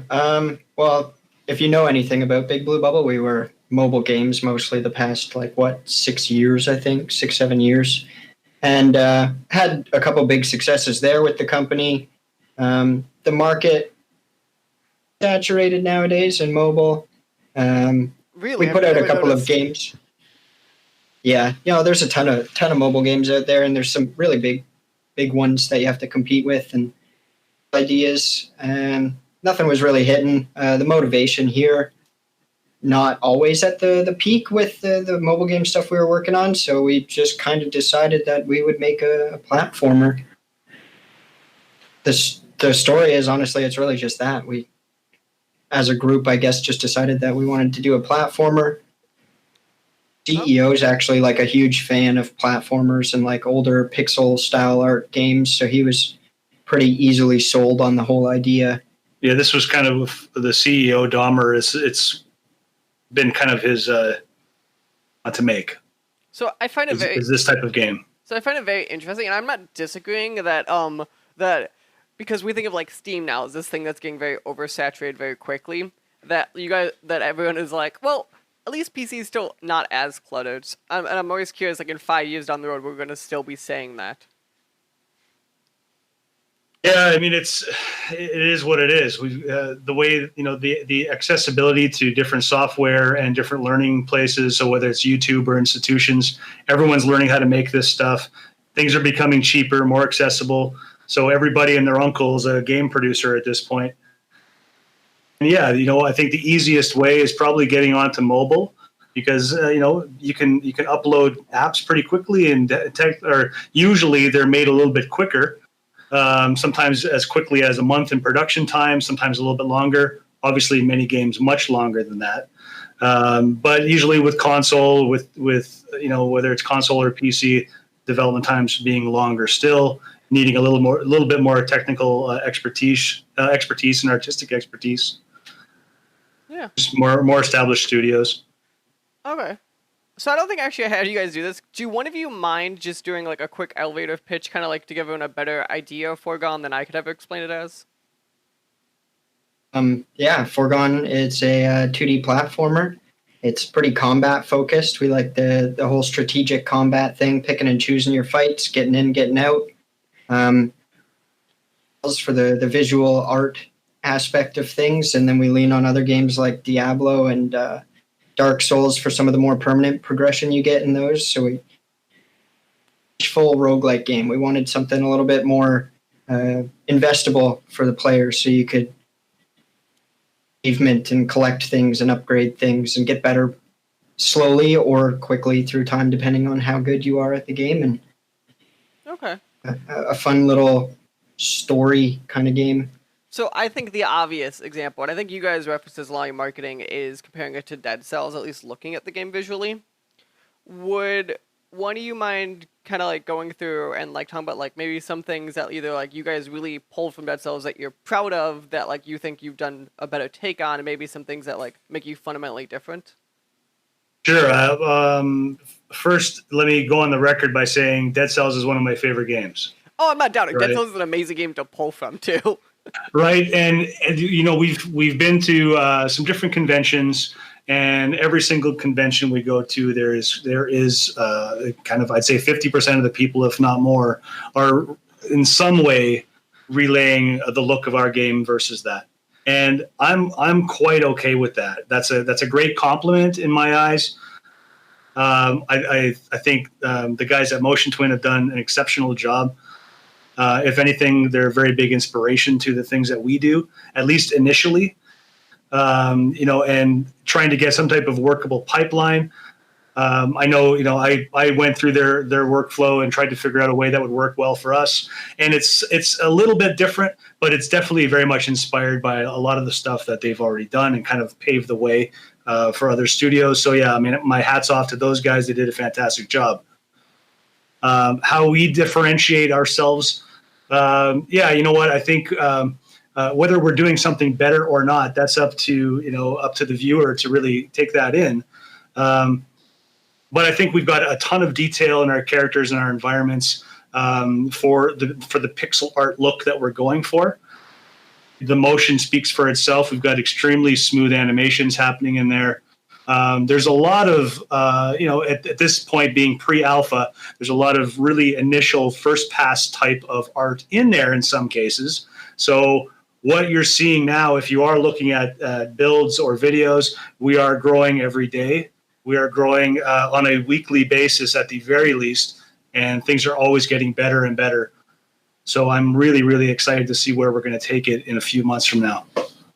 So that's very interesting. I like the focus you instinctually have on stuff like how you're doing unique things with PixArt, because I think everyone kind of talks about it at a fundamental level. Like PixArt, we saw an insurgency probably like 5-6 years ago it began with, and people have been, I don't know if complaining is the term, but like starting to get a little bit more like, oh, it's another PixArt indie. So I just find it fascinating when indies still keep going on the road, but try to make it better and be like, this is why we did it PixArt, not just because it was the easy thing to do. Right. And yeah, there's, you know, why we focused on using pixel art or not. Again, it was something that our CEO wanted us to try and really capture and be able to do well with. It was actually the first time I've worked on a pixel art type of game. So I found that definitely as a challenge and one I truly welcomed. It was nice to get on that.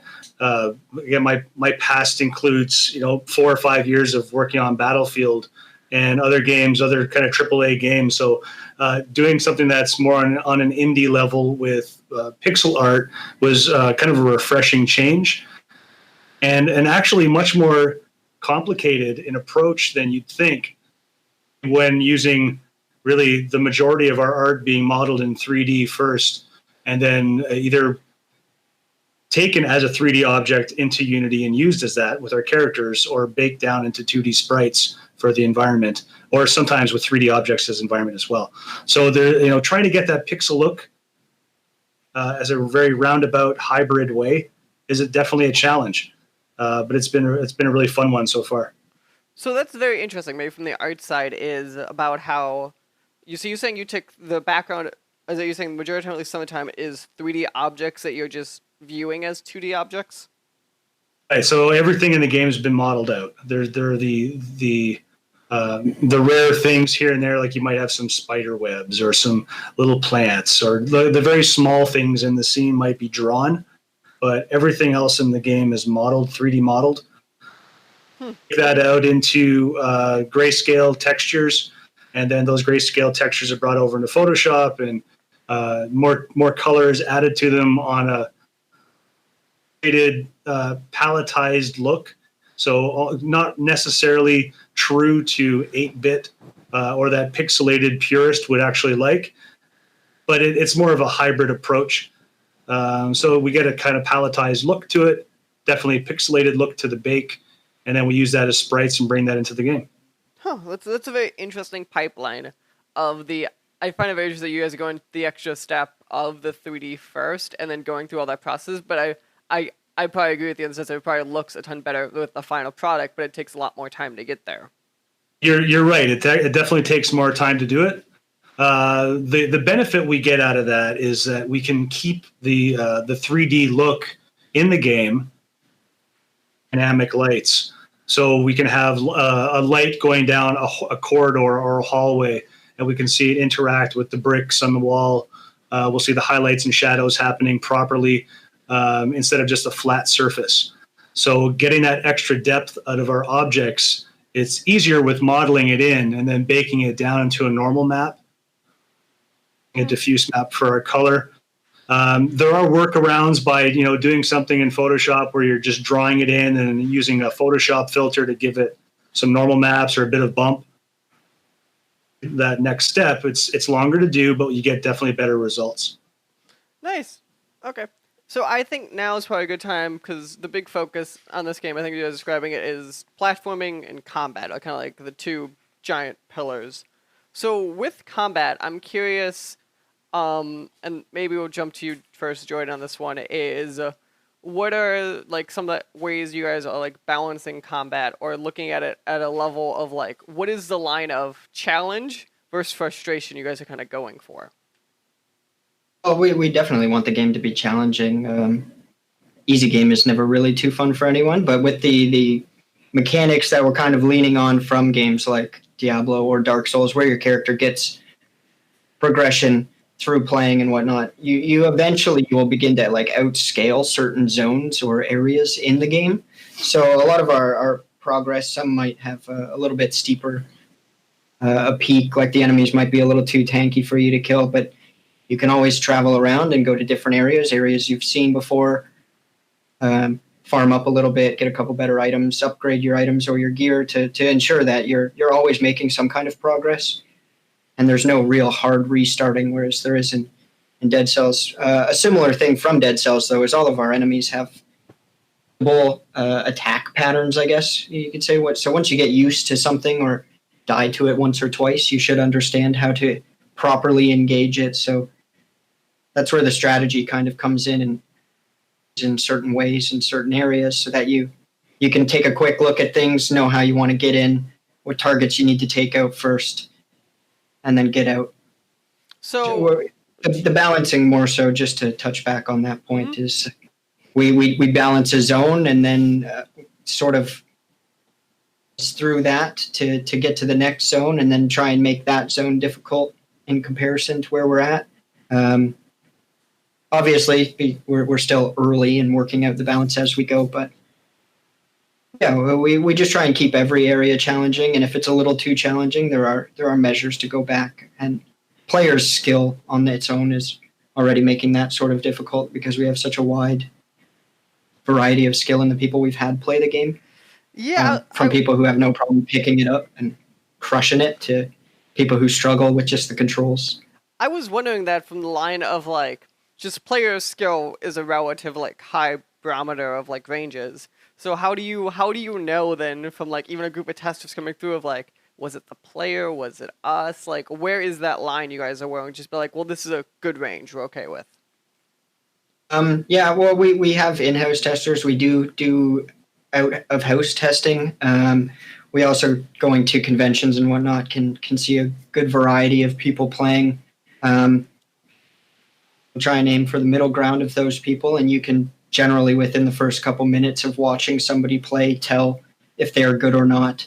So yeah, we just try and pick people who sort of know the games and are familiar with it. The whole thing about going into early access too is that we'll be able to get more metrics and player data and information on people playing, so we can tweak if necessary. But yeah, we just try and use like as often as possible when it comes to balancing. If I can just add something to that as well, we just recently were at PAX West out in Seattle, and I was fortunate enough to be there and see hundreds and hundreds of people try our game over the 4 days. It was amazing. It was amazing seeing these people play it, and all from different ages, different types of players, whether they were hardcore players, players that had never played this type of game before. And in many cases, they all either ran into the same problems, which are things that we can now address, or they all had the same types of successes, which are great as well to see. So yeah. So anytime we can get different types of players playing this, it's better for us. But we have in-house testers like Jordan mentioned, and we do go externally. But things like getting actual, let's say just regular gamers to try it, those are great too. Great experiences. So I'm very curious, actually. I know you brought that up about like you guys going to convention and demoing this kind of game off, because to me at least, part of like the hook about these types of games that I would put you lumped in with is like the like continual progress you make in the getting better, and like that loop is kind of like one of the driving factors. How do you show that off in like such a constrained demo space environment like that? I think it's less about that and more about the affirmation on the direction we're taking currently. So in this case, we've got certain things like player control, or how the player moves, or how agile or the speed of the player is, and how the players actually adapt to that or play with that character. We look at the art style and to see people's reactions at that. And again, I think a lot of it's about affirmation and to say, are we going in the right direction with this? There's a lot of good or bad. These are things that we take in. Mm-hmm. To show at a demo on a convention floor within a minute or two, or progression of story, it's an impossible thing to do. Right. You simply can't get someone that involved in an X number of hours type of game.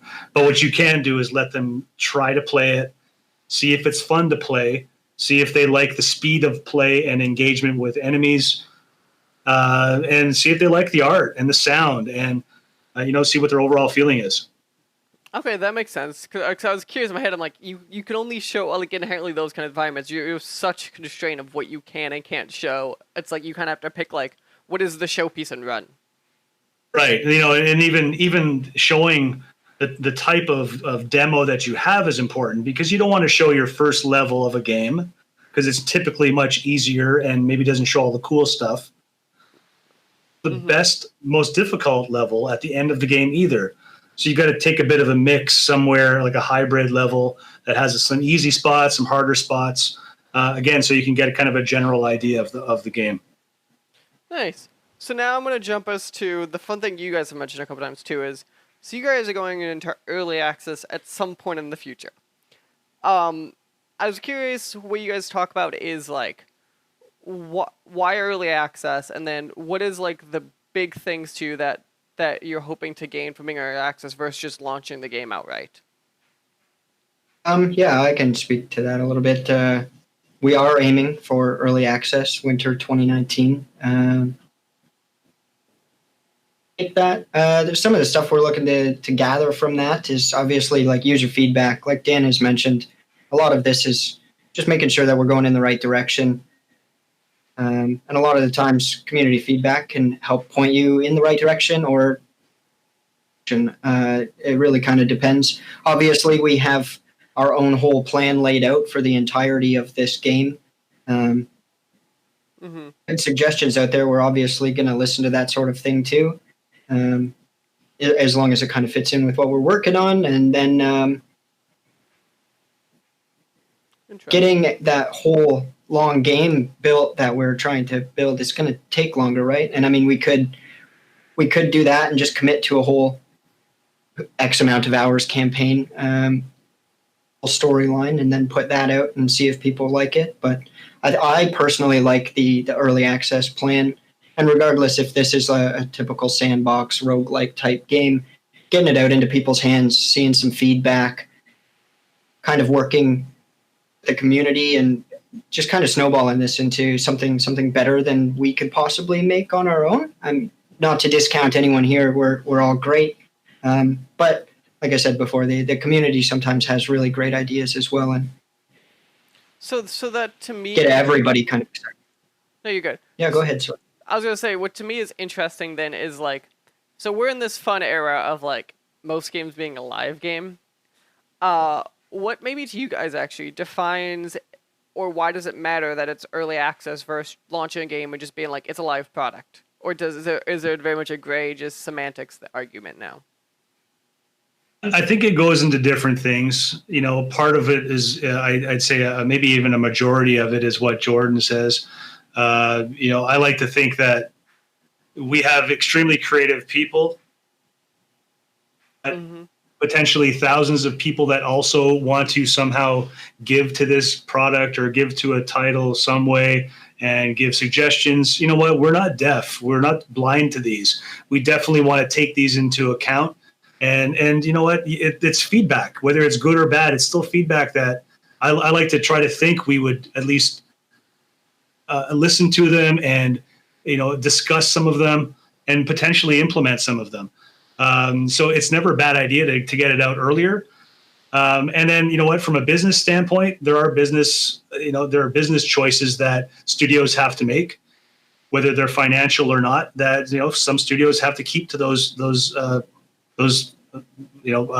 somewhat promises to other institutions. So, you know, if it's a legal matter or if it's a financial matter or if it's a gameplay matter or whatever the case is, there are always other stories a game goes out. You know, so we'd like to try to get it out to you guys as soon as possible because we think it's going to be a great product. Hopefully, you know, for a winter release, early access, we're going to give you that. And then following up shortly after, you're going to get the full thing. Nice. So just to clarify from audience then, it is winter 2019 is still the current goal and introduction for Forgone coming to early access on Steam? Yes. Yes. we both say that tentatively, but yes. Let me phrase this to you. What we're all going with is that if there's any changes, go to bigbluebubble.com/Forgone or the Steam store and I'll update you correctly. Is that a good way of putting it? I would say yes. I think you're completely correct on that. Go to Steam Forgone, get on the wish list, and you'll get all of the updates right there for sure. Nice.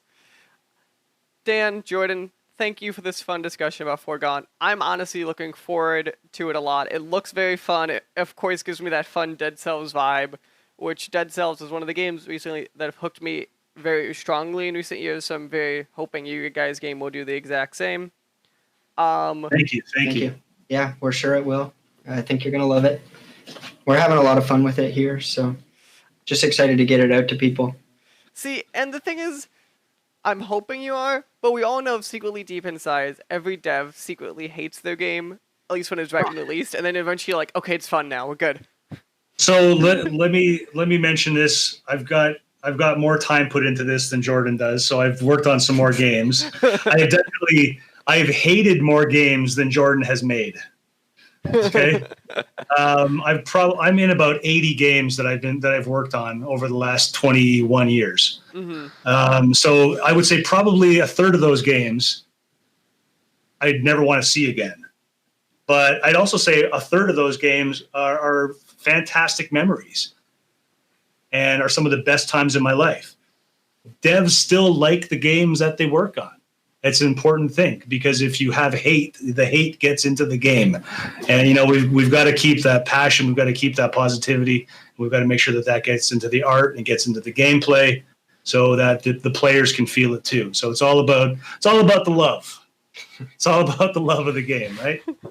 Quote, it's all about the love about a game about a murder. I love it. That's right. It's beautiful. It's poetic. And I think that's all we have, folks. So we'll say goodnight. Again, guys, thank you. Remember, you can follow the show at the SWW Show. You can follow us on social media, SWW, and remember, it is SWW Show on all podcast services around the globe. Again, Dan Jordan, thank you, and everyone have a good night. Thank you. Thank you. This podcast was a product of the SWW Show. You can find more at the swwshow.com or facebook.com/the SWW store or twitter.com/SWW. You can find out more about Mike at Mikey_Maroney on Twitter and more about AJ at Losibor on Twitter. Remember, new episodes come out twice a month, one focusing on the new entertainment news and one focusing on movie club, so new and an old movie. You can find out more again at the swwshow.com, and you can find the show on podcast services around the globe.